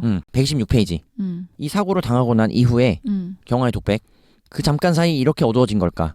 그러지 않았다고 믿었지만 나도 모르게 정신을 잃었던 건가? 떨리는 왼손을 들고 소매를 걷어본다. 눈앞에서 손목시계를 만져보지만 이미 스스로 알던 것처럼 바늘들은 야광이 아니다. 보이는 것은 암흑뿐이다. 그렇게 한 장을 넘겨서 128페이지 저물었지만 약간의 잿빛이 허공에 남아있었다. 그 빛을 눈이 반사해 아직 사물을 식별할 수 있었다. 마을의 유일한 전방에는 불이 밝혀지지 않았지만 문 아래쪽에서 취침등 같은 희미한 빛이 새어나왔다. 혹시 몰라 미닫이 문을 밀어보았으나 잠겨있었다. 두드려도 인기척이 없었다. 살림집에 딸린 가게가 아닌 것 같았다. 남은 빛에 의지해 방향을 잡고 나는 걷기 시작했다. 큰 길을 벗어나 눈 덮인 밭담들을 통과했다. 캄캄한 비닐하우스들을 지나 침엽수들 사이로 난길로 접어들었다. 그러니까 이런 설명들이 굉장히 고독하고 고립되었고 이 세상이 혼자 경화 혼자 내던져진 것처럼 네. 너무나 쓸쓸한 과정들로 표현이 되고 그 와중에도 사고를 당했다는 것 맞아. 녹록지 않다. 네. 그러니까 주변은 다 어둡고 나무밖에 없고 여기 어딘지 모르고 그럼에도 불구하고 그 새 부탁받은 그 새한테 밥 줘야 되잖아요. 앵무새. 네, 그 집에 가야 되니까. 그러니까 오늘까지 그 앵무새에게 밥을 주지 않으면 그 앵무새가 죽을 거야라는 인선의 그 한마디 말 때문에 지금 이 소위 사서 고생을 하고 있는 거지. 맞아요. 실제 목숨을 잃을 뻔도 했다고 보여지는데. 네, 다쳤는데도 이 눈 속에 계속해서 걸음을 내딛어야 되는 거예요. 그래서 130페이지 경화의 독백. 새는 어떻게 됐을까? 오늘 안에 물을 줘야 살릴 수 있다고 인선은 말했다. 그런데 새들에게 오늘은 언제까지인가? 거의 묘사는 눈보라 속에 아무도 모르는 곳에 혼자 갇혀서 죽음까지 왔다 갔다 하는 순간으로 묘사돼요. 저는 이제 상상했을 때 진짜 그럴 것 같거든요. 주변은 어둡고 사람 한 명도 없고 눈 계속 내리니까 동상 걸려 죽을 수도 있는 거잖아요, 사실. 경화가 앵무새를 만나러 가는 과정 속에서 즉 인선이의 집으로 향하는 그 과정 속에서 새에 대한 설명을 한강 작가가 덧붙이는데 네. 책의 112페이지 새에 대한 이야기로 건강해 보여도 방심할 수 없어. 아무리 아파도 새들은 아무렇지 않은 척 횃대에 앉아있대. 포식자들에게 표적이 되지 않으려고 본능적으로 견디는 거야. 그러다 횃대에서 떨어지면 이미 늦은 거래. 이 설명에 이어 135페이지 모른다. 새들이 어떻게 잠들고 죽는지 남은 빛이 사라질 때 목숨도 함께 끊어지는지 전류 같은 생명이 새벽까지 남아 흐르기도 하는지 그리고 하나 더 책의 138페이지 잠들고 싶다. 이 황홀 속에서 잠들고 싶다. 정말 잠들 수 있을 것 같다. 하지만 새가 있어. 손끝을 건드리는 감각이 있다. 가느다란 맥박처럼 두드리는 게 있다. 끊어질 듯 말 듯 손가락 끝으로 흘려드는 전류가 있다. 이렇게 새를 은유로서 새를 매개로서 설명하는 새의 생존에 대한 방식 그리고 네. 새의 생존에 대한 이야기는 결국 우리가 제주 4.3에 대한 네. 희생자들에 대한 이야기구나 라고 가늠해 볼 수 있고 네. 그리고 남은 생존자들에 대한 삶을 대하는 방식도 은유했다고 할 수 있죠. 그렇지. 동시에 새 얘기를 하면서 중간에 인선이가 들려준 제주 4.3 사건에 대한 희생 숫자에 대한 내용도 드러나요. 3만 명이었어요 라는 문구로 시작되는데 햇빛이 드는 회벽에 기대어 인선은 두 무릎을 세우고 앉아 있었다. 카메라는 그녀의 얼굴 대신 한쪽 어깨와 무릎을 포착해 대부분의 화면은 흰 회벽이 차지하고 있었다. 그 벽에 알 수 없는 그림자가 일렁거렸다. 대만에서도 3만 명, 오키나와에서는 12만 명이 살해되었는데요. 인선의 목소리는 언제나처럼 침착했다. 그 숫자들을 생각할 때가 있어요. 그것들이 모두 고립된 섬이었다는 것에 대해서도. 그래서 인선이 일련의 인터뷰를 통해 이 사건에 대해 조명을 하는데 이 장면이 지금 경아가 제주도에서 고립돼서 눈보라 속에 길을 잃은 그 순간, 그리고 새에 대해서 생각하는 순간에 놓여짐으로써 새에 대한 생존 방식, 제주 4.3 사건의 희생 숫자, 그리고 경아가 지금 겪고 있는 제주도에 고립된 상황, 이 세 가지가 맞닿아 있는 것처럼 느껴졌어요. 자, 대만과 오키나와에서도 이렇게 살해되었고 그것들이 마침 섬이었다라는 것. 이러한 메타포가 결국은 이 책을 읽어나감에 있어서 이제 제주 4.3에 대한 얘기를 보다 구체적으로 하겠구나라고 예상해 볼 수 있었고 네. 이렇게 어렵사리 여러 사건과 경험 그리고 과거의 이야기들을 떠올리면서 결국 책의 143페이지 공방에 도착한다. 아, 드디어. 공방이라 하면 인선의 집이겠지. 그쵸. 경아가 인선의 공방에 들어선 순간 제일 먼저 보이는 건 바로 나무들이었어요. 둘이 같이 하려던 프로젝트의 매개체였던 나무. 인선 혼자서 그 프로젝트를 어떻게든 마무리 지려고 나무 일을 해왔던 것이 흔적이 고스란히 드러난 거죠. 그렇지. 그런 흔적들을 찾아내게 되고 그리고 인선이 병원에 손가락 절단 사고로 입원하면서부터 두 사람의 인연이 이어진 건데 경아가 인선의 집에 도착한 순간 그때 그 사건 핏자국들이 흥건히 남아있죠. 이 공방에서 톱질을 하다가 이 나무들의 작업을 하다가 인선이가 본인의 손가락의 마디가 절단되었다는 거 앞에서 살펴본 바가 있고 제일 중요한 이제 앵무새. 그렇지. 이 집에 오자마자도 한 약 두세 페이지에 걸쳐서 공방에 대한 표현을 하더라고. 그래서 맞아. 답답해. 앵무새 어떡할 거야. 그렇지. 어떻게 된 거야? 앵무새 살았어 죽었어? 빨리 살려야지 라고 생각하고 그런 기대를 갖고 책을 펼쳤더니 아마 경아는 당연히 살아는 있고 이제 밥을 줘야겠다고 생각하고 간 것 같아요. 왜냐면은 죽음은 아예 생각을 안 하고 이런 어둠 속에서라면 아마는 잠들었을 것 같아 라고 하면서 다가가거든요. 책의 148페이지. 내가 살리러 왔어. 움직여봐. 내가 구하러 왔어. 부드러운 것이 손끝에 닿는다. 더 이상 따스하지 않은 것이, 죽은 것이. 아무것도 소리를 내지 않는다. 내 숨소리, 떨리는 패딩코트 소매가 철망에 스치는 소리뿐이다. 앞에서 그 인선의 어머니를 통해 눈송이가 녹지 않는 것, 즉 차갑게 식어버리는 것이 살아있지 않은 사람의, 즉 시체의 온도라고 한다면 여기서도 앵무새를 표현하는 방식이 더 이상 따스하지 않다. 결국 몸이 차갑게 식었다라는 표현이겠지. 이러한 표현들로 인해서 앵무새인 아마가 죽었음을 암시하고 있고 152페이지. 새의 죽은 얼굴을 다시 감싸 여민다. 좀 전처럼 손수건이 벌어지지 않도록 흰 무명실로 감고 재봉가위로 자른다. 매듭을 짓다 잘 안 보여 손등으로 눈을 문지르고서야 끈끈한 즙 같은 것이 새어나온 걸 안다. 덤불에 찔려 흐른 피와 섞인 그걸 패딩 코트 앞섭에 함부로 닦는다. 이 내용은 인선의 공방에 도달하기 전에 경아가 발을 헛디디면서 사고로 당한 것에 대한 덤불에 찔려 흐른 피라고 표현하고 있고 시고 끈적이는 눈물이 다시 솟아 상처에 엉긴다. 이해할 수 없다. 아마는 나의 새가 아니다. 이런 고통을 느낄 만큼 사랑한 적도 없다. 이 표현이 굉장히 나한테는 깊은 인상을 주더라고. 그쵸. 그러니까 실제로 본인이 기르던 새는 아니니까 정이 이렇게까지 있다고는 생각 안 했는데 실제로 느끼는 감정은 처절하게 마치 내가 죽는 것처럼 고통을 같이 하고 있는 거예요. 그렇지. 이게 바로 한강 작가가 표현하고 싶었던 인간의 감정 그리고 상징성 중에 하나가 아닐까 싶은데 경아가 과거에 인선의 집에 들렀을 때 만났던 이 앵무새인 아마를 지금 이렇게 앵무새가 죽고 나서 내가 이 앵무새의 죽음을 맞닥뜨려 보니 왠지 모르게 그리고 그럴 거라고 생각도 안 했지만 눈물이 다시 솟아 상처에 엉긴다라고 표현할 정도라는 거지. 내가 기르던 새도 내가 애정을 가졌던 것도 그리고 내가 자주 보던 새도 아님에도 불구하고 사랑한 적도 없었다고 표현할 정도로 즉 이것은 바로 인간이기 때문에 우리가 살아있기 때문에 이렇게 어떤 것에 정을 두고 인연을 맺었다는 것은 그만큼이나 큰 감정적인 소모와 감정의 필요가 있다라고 설명하는 것 같아서 한강 작가가 이 앵무새의 죽음에 대해서 표현하는 이 152페이지의 네. 이 경아의 감정이 굉장히 강렬하게 나왔어. 그래서 경아가 슬퍼하면서 묻으려고 어디다 묻어야 될까 아마를 어디다 묻어야 될까 이렇게 찾아요. 이제 상자를 찾고 상자 속에 앵무새 아마를 두고 이제 경아는 받아들인 거죠. 이 새는 내가 돌보러 왔지만 결국 죽었고 이제 묻어줘야겠다. 이렇게 묻어주는 순간에도 계속해서 경아는 생각해요. 만약 인선의 손가락이 잘리지 않은 평행 우주가 존재한다면 나는 지금 서울 근교 아파트의 침대에 웅크려 누워있거나 책상 앞에 앉아있을 거다.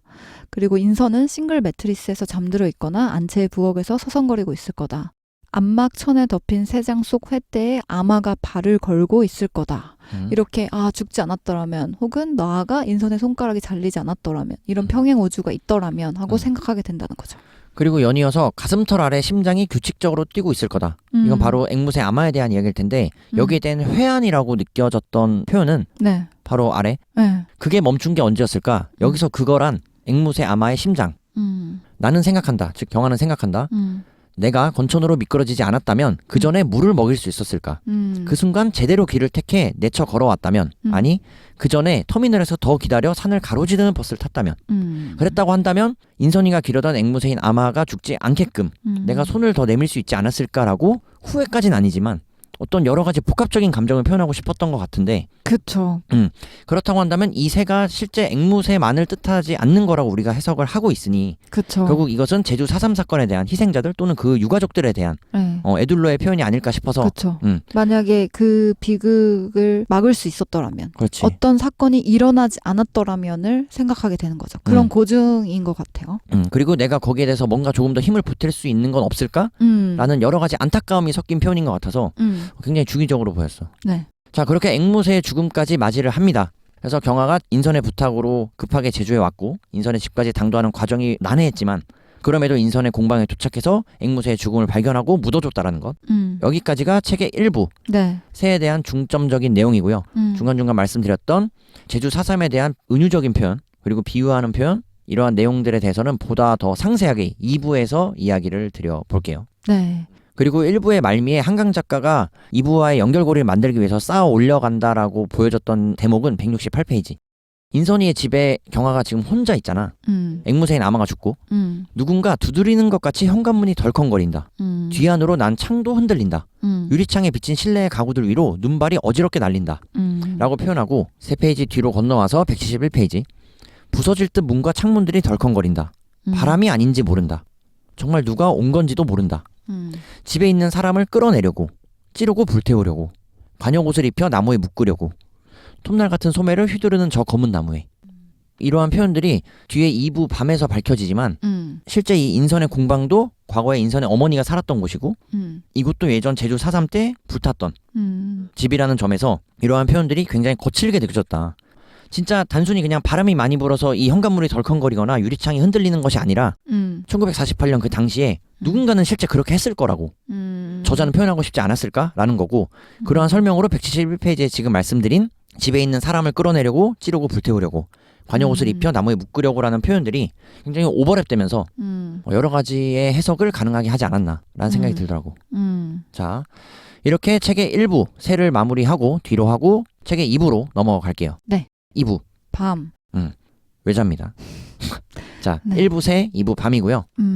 1부에서는 다시 만난 인연, 경아 인선, 그리고 인선의 앵무새를 구하러 가는 과정까지를 그린다면 2부에서는 앵무새 아마가 죽은 뒤의 이야기를 다루고 있어요. 실제 2부에서 이 책의 본격적인 이야기를 펼치고 전개한다라고 이해하시면 좋을 것 같고 1부는 그에 대한 빌드업이었다라고 보시면 될 것 같습니다.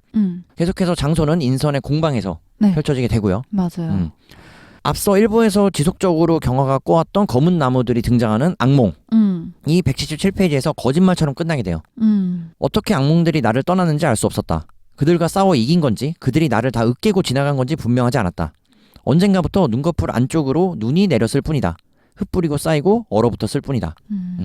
자, 이러한 악몽이 끝났음을 표현함과 동시에 책에서는 보다 난해한 설명으로 이어지는데 책의 네. 179페이지. 왜냐면 경아가 잠에서 깨어난 순간 갑자기 새가 오는 소리가 들려요. 그래서 책에서는 창백한 광선의 기둥이 관통한 새장 속에서 횃대에 발을 걸고 앉은 새가 한 번 더 삐 울었다. 아마 갈라져 나온 내 목소리가 정적 속에 흩어졌다. 그치, 나도 모르게 혼잣말 하게 된 거지 경화가. 아마 너는 죽었잖아. 내가 너를 묻었는데 어젯밤에? 라고 이제 혼잣말 하면서 다가가는 거예요. 그래서 이거 꿈일까? 하고 왜냐하면 경아는 항상 꿈을 많이 꿔왔던 특히 이제 악몽을 많이 꿔왔던 인물이기 때문에 또 이게 꿈인가? 하고 이제 의심을 하는 거죠. 그러면 또 다시 정신을 차리려는 듯이 새가 돌아오는 것은 불가능했다.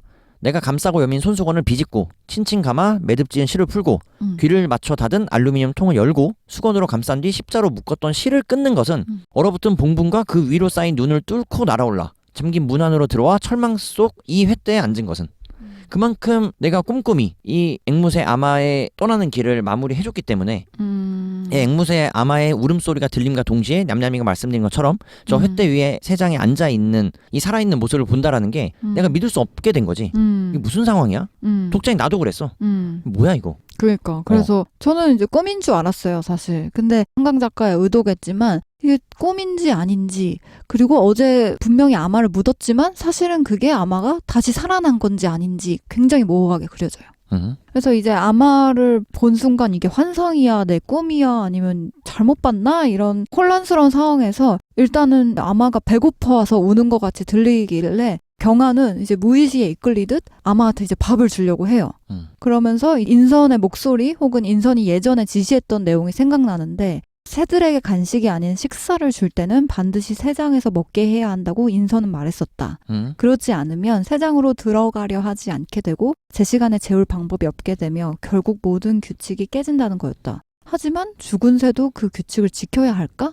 이렇게 의문을 남기는 거죠. 그래서 이 순간까지도 경아는 꿈의 경계에 있나? 라고 생각을 해요. 왜냐면 죽은 새도 이걸 지켜야 되나? 이렇게 혼잣말을 하잖아요. 이렇게 혼란스러운 상황 속에서 책의 187페이지 굉장히 더 혼란 속의 혼란. 대혼돈의 서막을 알리는 그녀의 등장이 이어지는데 그림자가 나타나요. 자, 거무스름한 사람의 형체 같은 게 보여 얼어붙듯 멈춰섰다. 여기서 나도 얼었어. 저도 같이. 뭐야 이거? 뭐야? 설마. 잠시만. 검고 둥근 그 형상이 흔들리며 길어졌다. 웅크렸던 몸이 펼쳐지는 거다. 무릎이 펴지며 두 발이 땅을 디뎠다. 팔에 파묻혔던 얼굴이 나를 향했다. 그리고 나를 부르길 경아야. 잠에서 막 깨어난 것 같은 목소리가 정적의 찰과함을 냈다. 나도 모르게 손전등을 끄고 등 뒤로 숨겼다. 바닥에 핏자국을 보게 해선 안 된다는 생각이 반사적으로 스쳐서다. 뒷문으로 들어온 회청색 빛이 인선의 얼굴을 어렴풋이 비춰 손전등 없이도 표정을 알아볼 수 있었다. 인선이 등장합니다. 네. 바로 어제까지만 해도 병원에서 3분마다 손가락의 봉합 부위를 바늘로 찔러야만 그 신경을 돌릴 수 있다고, 살릴 수 있다라고 얘기했던, 그리고 나를 이 눈보라가 몰아치는 악조건 속에서도 인선의 공방으로 보냈던 그 인선이가 당장 하루 만에 내가 아마를 묻어주고 난 그 직후에 이렇게 등장한다고? 라는 궁금증이 들 수밖에 없는 거지. 그쵸. 어떤 구성일까? 왜냐하면 분명히 병원에서는 이 3분마다 한 번씩 절단 부위를 찔러서 이제 신경을 되살리는 의료 행위를 3주 동안 해야 된다고 했거든요. 그렇지. 아직 3주가 흐르지 않았으니까 이 소설의 시간적인 그 흐름에 의해서는 아직 그렇게까지 시간이 흐르지 않았는데 왜 갑자기 경아가 시술을 멈추고 그냥 온 건가? 아니면 내가 또 꿈꾸나? 이렇게 또 혼란 속의 혼란이 도달하게 되죠. 그렇지. 이어지게 되고 네. 그러나 아무 일도 없었던 것처럼 인선이와 경아가 대화를 이어가지. 언제 왔어? 얼굴은 왜 다쳤어? 어떻게 온 거야? 연락도 없이. 왜 불이 꺼졌지? 정전이야. 뭐 이런 식으로 그냥 평소에 자연스럽게 이 둘이 나누던 대화를 이어가듯이, 그리고 아무 일이 없었다는 듯이 이런 상황을 전개해 나간다는 거지. 네, 독자만 지금 당황을 해요. 자, 그래서 여기서부터는 각자의 해석의 영역에서 읽으시면 좋을 것 같고, 맞아요. 이게 꿈인지 또는 실제 인선이가 돌아온 건지에 대해서는 열린 해석의 여지가 있어요. 그렇게 각자의 해석의 영역으로 남기고 싶은 것이 이 한강 작가의 의도라고 생각이 드는 대목이 바로 190페이지. 아무것도 더 묻지 않는 그녀의 태도가, 즉 인선의 태도가 언제나처럼 고요하고 확고해서 지금 내가 짐작하는 그녀의 생각이 맞는지도 모른다는 생각마저 들었다. 인선은 언제나처럼 이곳에서 나무 작업을 하고 있었을 뿐이고 서울에서 내가 받은 문자와 이 섬에서 겪은 모든 것이 망자의 환상이었을 뿐이라고. 여기서 지금 벌어지고 있는 상황이 앞서 냠냠이가 책에 있는 단어를 인용했던 그 평행우주라고 네. 느껴질 정도로 아무 일도 없었던 것처럼 다시 제주의 인선의 공방에 경아가 방문을 한 것처럼 그려질 수도 있다는 거지. 그쵸. 그래서 이제 자연스럽게 경아도 받아들인 것 같고, 자연스럽게 춥지 않아? 불 피울까? 아니면 우리 차 마실까? 이런 대사도 나와요.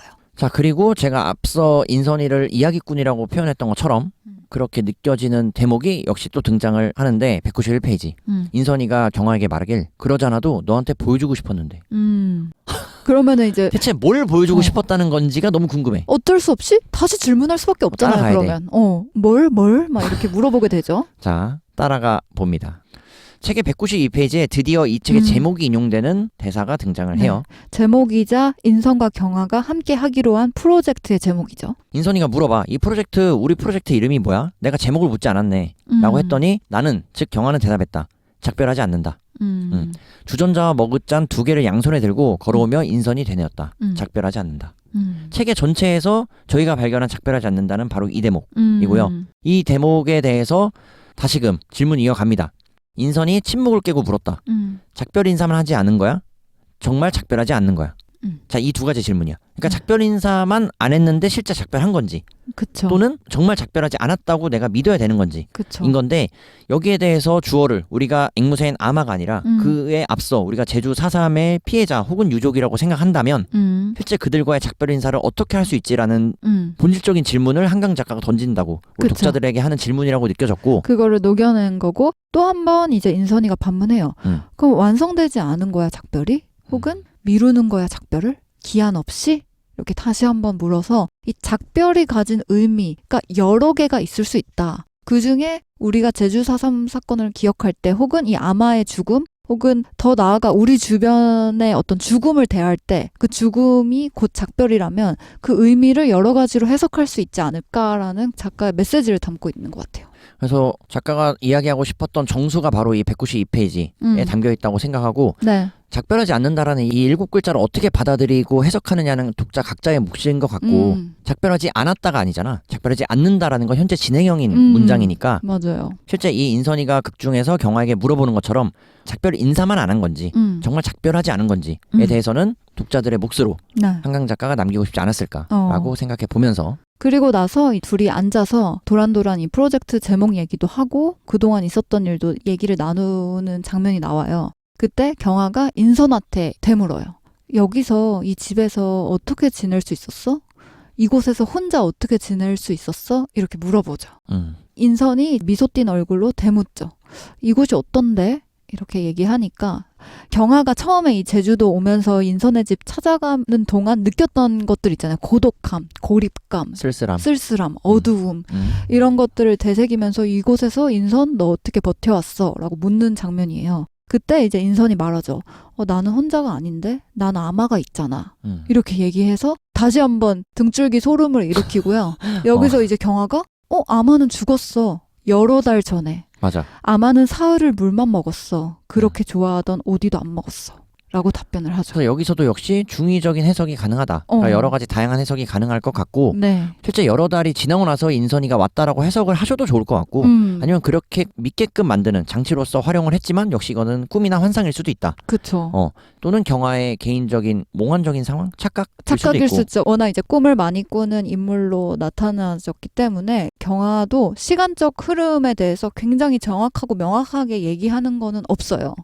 거기에 대해서 이제 몇 달 전에 죽었어라는 건 독자 입장에서, 제 입장에서 해석했을 땐 혹시 경아가 와서 아마를 밥을 못 줘서 이 죽은 모습을 보고 묻어주고 나서 몇 달 동안 혼자 인선의 집에서 지내다가 어느 날 갑자기 꿈에 인선이 등장한 건가? 이렇게 저는 그런 건가까지 모호하게 해석됐어요. 몇 달 뒤에 실제 인선이가 왔을 수도 있고. 그쵸. 그 그럴 해석에 수도 대해서는 있고. 맞아요. 각자의 영역으로 두고. 맞아요. 자, 책의 2부 밤에서는 역시 1부 새와 같이 6개의 소주제가 등장하는데, 두 번째 소주제인 그림자들에서 본격적으로 이야기를 펼쳐 나간다고 느껴졌고, 네. 책의 203페이지 한강 작가가 그림자를 다양한 방식으로 표현한다고 생각이 들었는데, 방금 중심을 가르고 나온 손가락으로 한 번 더 불꽃을 통과하려는 찰나 무엇인가 마루 쪽 시야에 어른거려 나는 얼굴을 들었다. 새의 그림자가 흰 벽 위로 소리 없이 날고 있었다. 그리고 207페이지 새는 양한시가 아니기 때문에 자꾸 얼굴을 움직여 전체의 상을 보는 거라고 했다. 무엇을 보려고 하는 걸까? 그림자만 남아도 보고 싶은 게 있나? 그리고 208페이지 벽을 돌아보자 방금 내가 그린 선으로부터 몸을 뒤틀어 벗어나려는 듯 새 그림자가 일렁이고 있었다. 검은 윤곽이 천정까지 솟구쳐 번졌다. 활공하려는 순간처럼 날개가 펼쳐졌다. 희미하게 우는 소리가 허공에서 울리다 사라졌다. 아마가 돌아왔나? 천에 덮인 새 장을 보며 나는 생각했다. 아마가 어디 있나?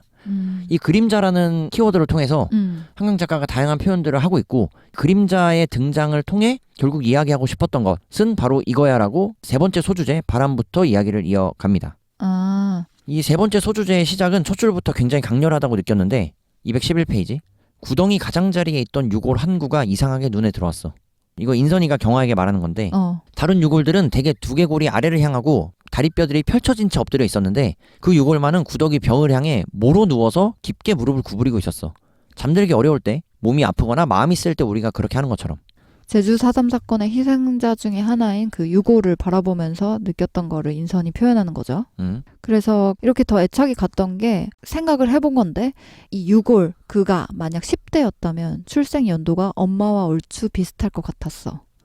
두 사람이 그 후에 대해 다루면 되겠다는 계획이 섰어 하면서 이거를 영화화할까라는 그 아이디어를 착안했다고 밝히고 있어요. 그렇지. 인선이는 과거에 이 목공일을 하기 전에 네. 목수를 하기 전에 영상, 영화를 만드는 일을 하고 있었고 네. 이 당시 엄마와 같은 나이가 아니었을까라고 이야기하는 건 저희가 앞서 일부 세에서 살펴봤던 것처럼 인선의 엄마는 국민학교를 졸업하던 나이, 즉 13살 때 이 48년도의 일을 경험했다라고 설명하기 때문에 10살 정도로 가늠해 볼 수 있는 이 유고를 접하면서 인선이는 엄마와 비슷한 동나이 때였겠다라고 생각이 들었고 그러한 생각이 맞물렸을 때 212페이지 그 사람에 대한 이야기로 다음 영화를 만들겠다고 생각한 건 그렇게 해가 바뀌었을 때였어. 이름은 물론 성별도 당시 나이도 모르는 사람, 조금 가는 골격에 작은 사이즈의 고무신을 신은 전쟁 발발 직후 제주에서 예비 검속돼 총살된 천여 명 중 한 사람. 이렇게 표현하면서 실제 있었던 제주 4.3 사건에 대한 이야기를 이런 식으로 즉 경아의 친구인 인선이 그리고 인선이의 엄마가 경험했던 이야기를 함께 오버랩 시키면서 들고 나오면서 제주 4.3에 대한 이야기의 퍼즐을 맞춰나가는 방식을 2부에서 본격적으로 취하고 있어요. 맞아요. 앞서는 경아와 인선의 서사가 중심으로 이어졌다면 뒤에는 인선의 말로 혹은 인선이 인터뷰한 사람들 혹은 인선의 엄마가 들려준 이야기들 베이스로 해서 그 당시 그 사건에 실제 했던 내용을 인용해주고 있는 거죠. 이 2부에서는 인선의 어머니가 경험해왔던 일들을 중심으로 이야기를 펼쳐놓는데 그것을 전하는 방식은 인선이 입을 빌리고 있고 인선의 어머니의 2명의 주변의 인물이라고 한다면 바로 인선의 아버지 즉 인선이 어머니의 남편 그리고 외삼촌이 되겠지 인선에겐. 네. 이 2명의 등장인물의 흔적을 쫓아나가는 방식을 취하고 있고 책의 220페이지 보다 직접적으로 표현하는 구절이 등장하는데 경아가 인선에게 질문하길 군이 데려간 사람들은? 이라고 물었더니 인선이 답하길 국민학교에 한 달간 수용돼 있다가 지금 해수욕장이 된 백사장에서 12월에 모두 총살됐어. 군경 직계가족을 제외한 모두. 경아가 묻기를 젖먹이 아기도?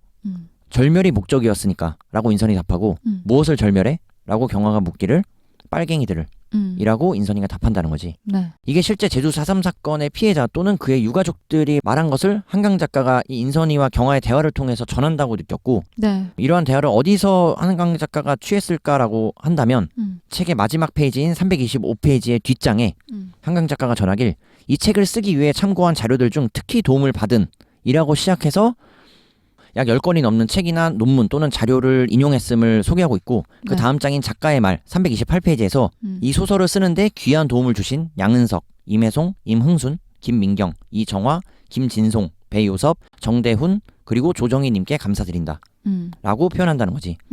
2014년 6월에 이 책의 첫 2페이지를 썼고 그리고 그로부터 4년 뒤에 공교롭게도 인선이와 경아가 다시 만나게 된 그 4년의 시간이 흘러 2018년에 세미태야 그 다음을 이어쓰기 시작했으니 이 소설과 내 삶이 즉 한강 작가의 삶이 묶여있던 시간을 7년이라고 해야 할지 3년이라고 해야 할지 모르겠다 라고 담담하게 고백해내는 대목을 보면서 한강 작가가 이 제주 4.3 사건을 다루는데 굉장히 신중했음을 알 수 있었고 이 조사가 녹록지 않았겠구나. 그리고 이 이야기들을 담아내고 정리하고 소설로 만들어내는 데 있어서 굉장히 많은 노력과 수고가 있었고 실제 이 제주 4.3 사건이 우리에게 있었던 역사라는 것 그리고 그 일에는 역사적인 해석을 떠나 실제 많은 사람들이 희생됐다라는 점에서는 우리가 다시금 이 제주 4.3 사건을 어떻게 바라볼 것인가에 대해서 한번 생각을 해볼 수 있지 않을까라는 생각이 들더라고. 그리고 나서 이 경아와 인선의 대화로 다시 돌아오고요. 이때 인선이 이제 경아한테 보여줘요.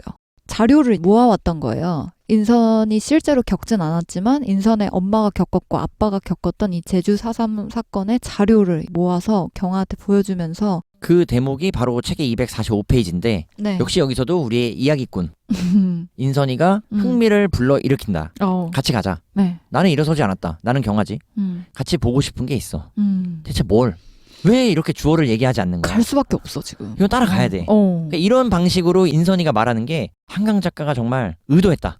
독자들 같이 갑시다. 네. 그래서 인선은 아주 오랫동안 도립도서관, 4.3 연구소 이런 데서 대출할 수 있었던 책 외에도 별도의 노력이 필요한 사료집을 모아놨던 거예요. 이거를 통해서 원래는 인선과 경아가 같이 하려 했던 앞서 설명드린 작별하지 않는다라는 그 프로젝트 제주 4.3 사건을 추모하기 위한 그 프로젝트를 이 자료를 베이스로 하고자 했던 거죠. 그렇지. 그러한 깊은 속내가 있었기 때문에, 그리고 본인의 가족에 얽힌 사연이기 때문에 경아가 하지 말자, 나는 안 할 거야 라고 이야기했음에도 불구하고 인선이는 제주에서 이 프로젝트를 혼자 행하고 있었고 그러다가 손가락 마디가 절단되는 사건이 일어났다는 것, 이렇게 연결시켜 볼 수 있고, 책의 236페이지에 보면 이 인선이가 목수일을 하기 전에 영화를 제작했다라고 이야기했던 것에서의 에피소드를 가져오는데, 그러니까 인선이 만들었던 마지막 영화는 아버지의 역사에 붙이는 영상시라는 제목을 띠고 있고, 이 영화에 대한 GV에서 이야기하길 아버지를 위한 영화가 아닙니다. 역사에 대한 영화도 아니고 영상시도 아니에요. 놀란 듯한 진행자가 웃으며 매끄럽게 물었다. 그럼 무엇에 관한 영화인가요? 그 질문에 그녀가, 즉 인선이가 어떻게 답했는지는 기억나지 않는다. 다만 그녀가 영화를 그만둔 이유를 짐작하려 할 때마다 그날이 떠올랐다. 그러니까 여기서 인선의 입을 빌려 이 아버지의 역사, 즉 제주 4.3에 대한 이야기를 풀어낸 것에 대한 제작 의도? 만든 이유에 대해서 아버지를 위한 영화, 즉 개인을 위한 영화도 아니고 역사에 대한 영화를 다루려고 했던 것도 아니야.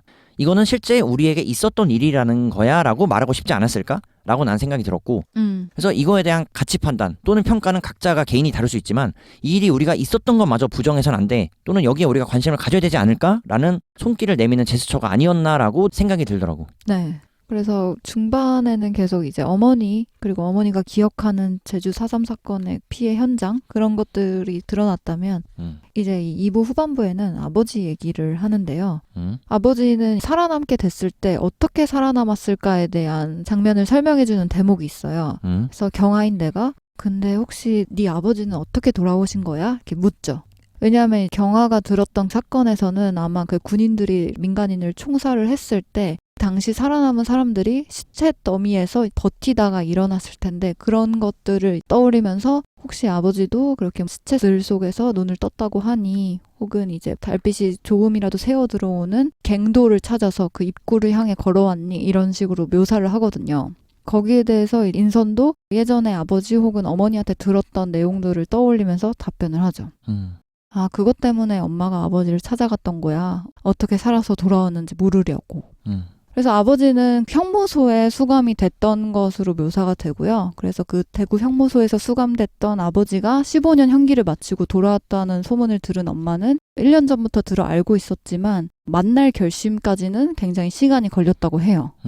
그리고 이 2부의 중반을 접어들면서 이제 인선이를 보내주려는 저자의 의도와 작업이 시작되는데, 책의 238페이지.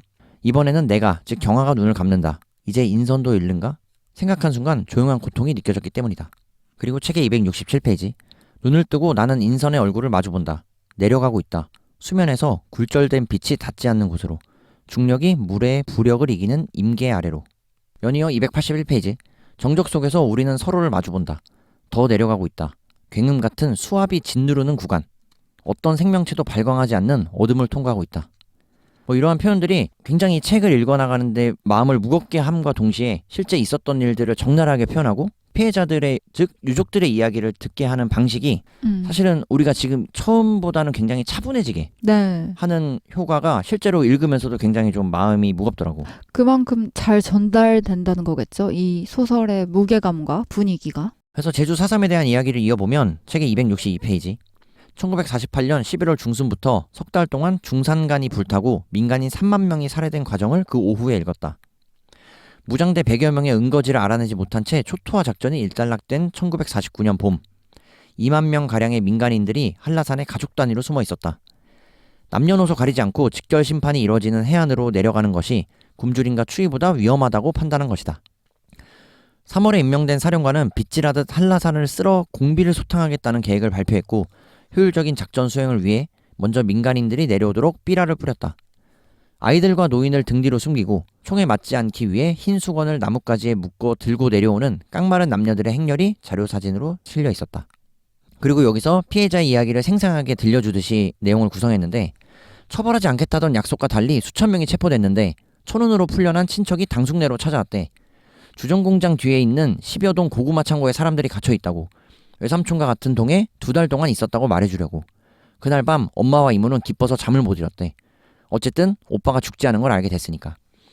이런 식으로 실제 있었던 사건에 대한 적나라한 묘사, 그리고 사실적인 표현, 생생한 증언까지 함께 버무리면서 이 내용이 독자인 우리들에게 실제 있었던 것에 대한 강조, 그리고 사실성을 부여한다는 것, 현장감을 살린다는 것이 굉장히 한강 작가의 강점을 잘 보이는 대목이 아닌가 싶더라고. 네. 그리고 저희가 모든 부분을 짚어내진 못했지만 책 중간중간에 계속해서 말씀드렸듯이 인선의 입으로 인선이 경아한테 들려주는 방식으로 그때 우리 아버지는 그랬대. 아버지가 어머니한테 이런 얘기를 들려줬대. 이런 식으로 제주 4.3 사건에 있었던 피해들 혹은 제주 4.3 사건을 겪은 분들의 이야기를 들려줘요.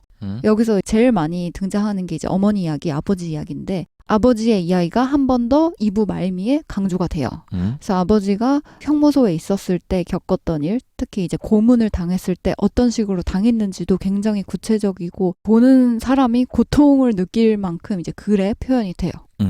이를테면 아버지가 엄마에게 들려줬다는 주정 공장에서 받았던 고문들에 대해서 계급장 없는 군복을 입고 이북말을 쓰던 남자가 아버지를 어떻게 다뤘는지, 옷을 벗기고 의자에 거꾸로 매달 때마다 무슨 말을 했는지, 씨를 말릴 빨갱이 새끼들, 깨끗이 청소하겠어, 죽여서 박멸하겠어, 한 방울이라도 빨간 물 든 지새끼들은, 이런 표현을 하면서 고문을 했다는 거예요. 수건이 덮인 아버지 얼굴에 그 사람이 끝없이 물을 부었다고 했어. 젖은 가슴을 야전 전화선으로 묶고 전기를 흘려 넣었다고 했어. 산 사람과 내통한 친구들의 이름을 대라고. 그 사람이 속삭일 때마다 아버지는 대답했다고 했어. 모르쿠다, 제어스다, 나 제어스다. 네. 이런 고문 장면들은 저희가 영화에서도 많이 표현돼서 어느 정도 그려지지. 네, 그려는 지지만 이렇게 문장으로 보니까 되게 끔찍하더라고요. 그리고 영화는 사실 영화로 본다면 이건 실제 있었던 일을 우리가 생생하게 증언을 듣는다라고 전제했을 때 아무리 소설이라 할지라도 네. 상당히 책을 읽는데 즐거운 마음으로 소위 페이지를 이렇게 훅훅 넘기기에는 다소 어려움이 있더라고. 네, 직접 그 증언을 앞에서 듣는 것처럼 또 한강 작가가 굉장히 생생하게 묘사를 했어요. 자, 드디어. 그래서 2부를 마무리하기에 앞서 책에서 가장 잔인하다고 개인적으로 저 이슬이가 느꼈던 대목인 285페이지를 소개해 볼게요. 그러나 떨리는 손이 뻗어나가 표지를 연다.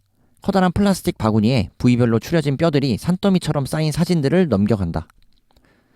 수천 개의 정강이 뼈, 수천 개의 해골, 수만 개의 늑골 더미, 수백 개의 목도장들, 혁대 버클들, 중자가 새겨진 교복 단추들, 길이와 굵기가 다른 은비녀들, 유리알 속에 날개가 들어있는 것 같은 구슬치기용 구슬들의 사진이 400여 페이지에 걸쳐 흩어져 있다. 이보다 더 끔찍함을 잘 나타낸 구절이 있을까 싶을 정도로 실제 존재하는 자료를 바탕으로 이 대목을 글로써 표현해낸 게 수천 개의 정강이 뼈, 수만 개의 늑골 더미라는 머릿속에 상상조차 하기 어려운 이 수많은 희생자들이 있었음을 다시 한번 있는 그대로 표현하는 게 인상 깊었고, 이와 관련된 내용과 고증하는 과정을 책에서도 담고 있으니 이 내용은 책을 한번 읽어보시면서 저희가 말씀드린 내용을 참고해 주시면 좋을 것 같아요. 자, 이렇게 책의 2부를 뒤로 하고 마지막 3부로 넘어갑니다. 3부. 불꽃. 자, 인선이와 경아와 인선이의 대화가 클라이막스로 치닫게 되는데요. 네. 인선이가 경아에게 제안을 하죠. 보여줄게. 또 우리의 이야기꾼 인선이는 보여주겠다며. 그러면 경아는 말할 수밖에 없어. 뭘? 우리 나무들을 심을 땅. 그 나무들은 바로 그 작별하지 않는다. 둘이 같이 하기로 한 프로젝트에 해당되는 나무죠. 그렇지. 그리고 책의 시작에서는 경아가 악몽으로 꿨던 검은 나무들이라고 표현했던 이 나무라는 개념도 책에서 눈과 함께 굉장히 중요한 키워드 중 하나로 분류할 수 있을 것 같고, 이 나무들을 심은 땅을 보러 가는 과정, 그리고 그곳에 도달해서의 이야기를 이 3부 불꽃에서는 다루고 있어요. 여기서 또 한강 작가가 쓴 장치가 초예요, 초. 지금 그 나무 보러 갈 수 있어? 했을 때 인선의 집이 정전 상태가 지속됐다는 내용이 중간중간에 나오는데, 그래서 이제 불이 다 꺼져 있으니까 앞이 안 보이잖아요. 거기에 대해서 그럼 앞이 안 보이는데 너무 어두운데 어떻게 했더니 초를 켜고 다녀오자라고 얘기를 하죠. 이 초는 또 여러 가지 해석이 가능할 것 같은데, 그쵸. 사실 인선이가 이 제주집, 즉 인선의 공방에 나타날 때 경아가 손에 들고 있던 게 손전등이거든. 네. 근데 그 손전등이 어디 갔는지 일단 난 묻고 싶고, 그래서 그 손전등을 사용하지 않는다는 것. 그리고 사실 여기서 초를 꺼내야 된다는 건 초는 소멸의 의미를 나타내기도 하지만 추모의 의미도 담고 있다고 생각하거든. 맞아요. 그래서 이 중의적인 의미, 그리고 이 초가 결국은 또 생명력을 상징하기도 하는 게 지금 3부 제목이 불꽃이잖아요. 그런 의미에서 여러 가지 의미를 내포하지 않을까. 그래서 이 초가 결국 꺼져가는 과정까지의 그러한 시간적인 촉박함도 나타내고 있다는 것. 그래서 결국 인선이의 제안대로, 의지대로 이 나무들을 심을 땅으로 이동을 하게 돼요. 그래서 냠냠이가 말씀드린 것처럼 인선이가 초를 가지고 가자라는 제안을 함에도 불구하고 경화는 그래도 미심쩍은지 혹은 불안한지 꼭 우리가 이걸 가야겠어? 라는 뉘앙스로 질문을 하지만 예를 들면 돌아가자. 나는 말했다. 다음에 오자. 눈 그치고 다시. 그렇지만 결국 고집스럽게 고개를 저으며 인선이 말했다. 다음이 없을 수도 있잖아. 그래서 이 다음이 없을 수도 있자라는 표현이 앞에 일부에서 살펴봤던 것처럼 마지막 비행기 그리고 마지막 지선 버스와 같이 다시 돌아올 수 없는 것과 같은 느낌을 준다는 것에 대한 연장으로 계속해서 이제 마지막을 향해 진짜 달려가고 있구나라는 생각이 들더라고. 그래서 이 눈 속에서 경화와 인선은 인선이 말한 나무들을 보러 가요. 두 손으로 초를 모아진 채 눈에 머리를 누이며 인선이 희미하게 중얼거렸다. 솜 속에 들어온 것 같아.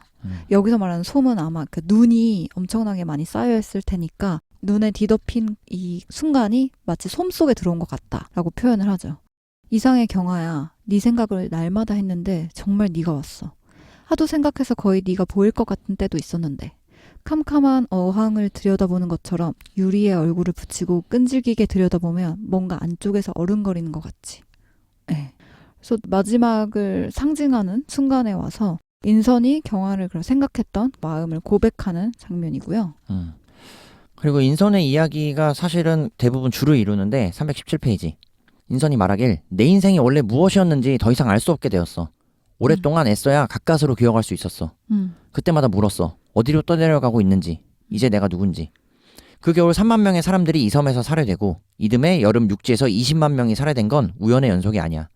이 섬에 사는 30만 명을 다 죽여서라도 공산화를 막으라는 미군정의 명령이 있었고 그걸 실현할 의지와 원한이 장전된 이북 출신 극우 청년 다원원들이 2주간의 훈련을 마친 뒤 경찰복과 군복을 입고 섬으로 들어왔고 해안이 봉쇄되었고 언론이 통제되었고 갓난아기의 머리에 총을 겨누는 광기가 허락되었고 오히려 포상되었고 그렇게 죽은 10살 미만 아이들이 1,500명이었고 그 전래에 피가 마르기 전에 전쟁이 터졌고 이 섬에서 했던 그대로 모든 도시와 마을에서 출현한 20만 명이 트럭으로 운반되었고 수용되고 총살돼 안매장되었고 누구도 유해를 수습하는 게 허락되지 않았어. 전쟁은 끝난 게 아니라 휴전된 것 뿐이었으니까. 휴전선 너머에 여전히 적이 있었으니까. 낙인 찍힌 유족들도 입을 떼는 순간 적의 편으로 낙인 찍힐 다른 모든 사람들도 침묵했으니까. 골짜기와 광산과 활주로 아래에서 구슬 무더기와 구멍 뚫린 조그만 두개골들이 발굴될 때까지 그렇게 수십 년이 흘렀고 아직도 뼈와 뼈들이 뒤섞인 채 묻혀있어. 그 아이들. 절멸을 위해 죽은 아이들.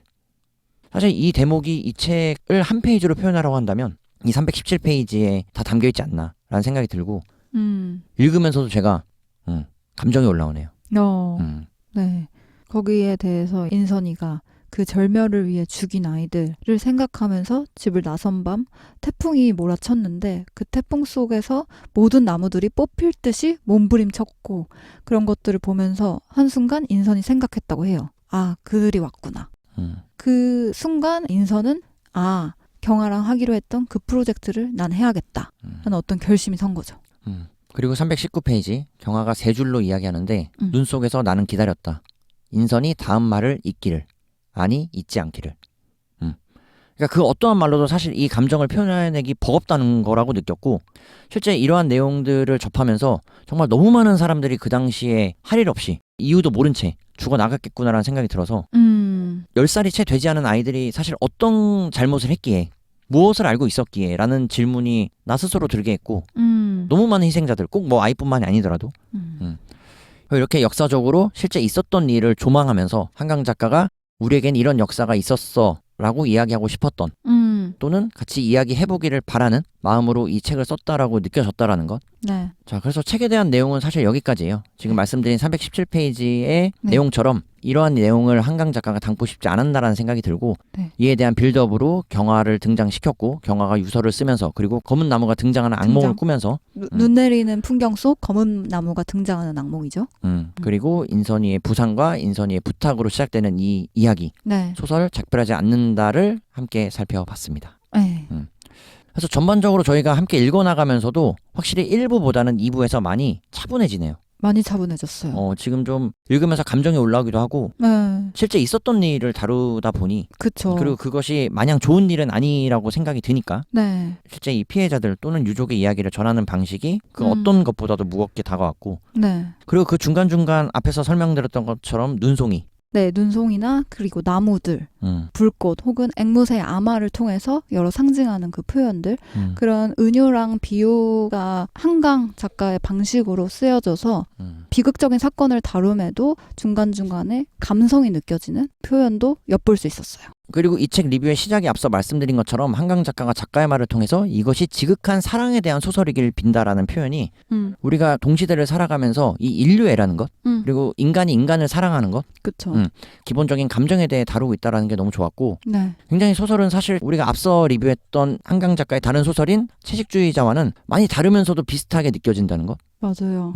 꿈이라든지 환상적인 장면이 중간중간에 묘사되는 것들은 또 구조가 비슷하다고 느끼면서 어쨌든 모티브가 된 사건들이 작별하지 않는다는 정확히 있다 보니까 그런 점에서 별개로 느껴지기도 했고요. 네. 채식주의자에서는 주인공인 영애가 본인의 입을 빌려서 하는 말들은 거의 없지만 그 영애를 통해서 우리가 계속 궁금증을 찾아가고 네. 물어가는 방식이었다면 이 소설 작별하지 않는다에서는 주인공인 경화의 친구인 인선이 또 다른 주인공인 인선이의 주변 가족들 네. 그리고 인선이가 하는 말들을 통해서 우리가 조금씩 이 소설의 끝까지 다가갈 수 있었다라는 것. 네. 에서는 비슷한 구조로 느껴질 수 있었고 그렇지만 워낙 다루는 주제가 달랐기 때문에 네. 그리고 다루는 방식이 달랐기 때문에 네. 다만 또 그 주제가 둘 다 보편적인 인간 본능, 본성 혹은 이 작별하지 않는다에서 보여준 인간의 고통과 회복에 관한 이야기로 확장이 되다 보니까 아마 이제 한강 작가가 한국에서 일어난 이 사건에 이제 국한될 뿐만 아니라 인간이라면 누구나 인간이라면 겪을 수 있는 고통 그런 거를 줄기로 삼아서 표현을 했기 때문에 이제 세계의 공감을 이뤄낸 게 아닐까 싶어요. 그러니까 읽다 보니까 사실 노벨문학상을 받았다는 사실도 잊었어. 정말로. 처음엔 노벨로 시작했는데. 우리가 처음에는 사실 들떠서 이야기를 잠시 드렸었는데 네. 정말 1부를 거듭해서 2부까지 치닫는 데 있어서는 전혀 생각도 안 났고 네. 그만큼 몰입감도 있었다는 얘기겠고 또 우리가 과거 지난 6년간 방송했던 또는 리뷰했던 책들 중에서는 김훈 작가의 하얼빈이 많이 떠올랐어. 역시나 실제 있었던 안중근, 도마 그쵸. 안중근 의사의 이야기를 다루는 데 있어서 굉장히 담백하게, 담담하게 표현해냈던 그 방식들이 실제 내가 눈에 이슬이 맺혔다라고 옆에서 강하게 냠냠이가 주장하는 네, 그 맞아요. 당시의 상황도 떠오르면서 이 소설도 우리가 채식주의자를 리뷰했던 또는 우리가 최근에 리뷰했던 소설들 헤르만 헤세의 수레바퀴 아래서나 밀란 쿤데라의 참을 수 없는 가벼움 같은 것들과는 전혀 다른 결로 이 소설을 접하게 되면서 역시나 우리에게 독서 스텔라의 의미 있는 책으로 기억되지 않을까라고 생각을 해봅니다. 자, 그래서 저희는 한강 작가의 작별하지 않는다 이렇게 리뷰를 마쳐보고요. 네. 시작에 앞서 말씀드린 것과 같이 이 소설에 대한 해석과 이 감상은 저희 이슬이와 냠냠이와 이슬이의 개인적인 의견이라는 것 저희 둘이 책을 각자 읽고 네. 차분하게 그리고 꼼꼼하게 읽고 각자가 가진 소감과 의견을 나눴다라는 점에서 재미있게 들어주셨으면 좋겠다라고 말씀드려봅니다. 네. 자, 그러면 저희는 더 잘 준비해서 다음 책으로 돌아올게요. 네. 다음 별에서 만나요. 안녕.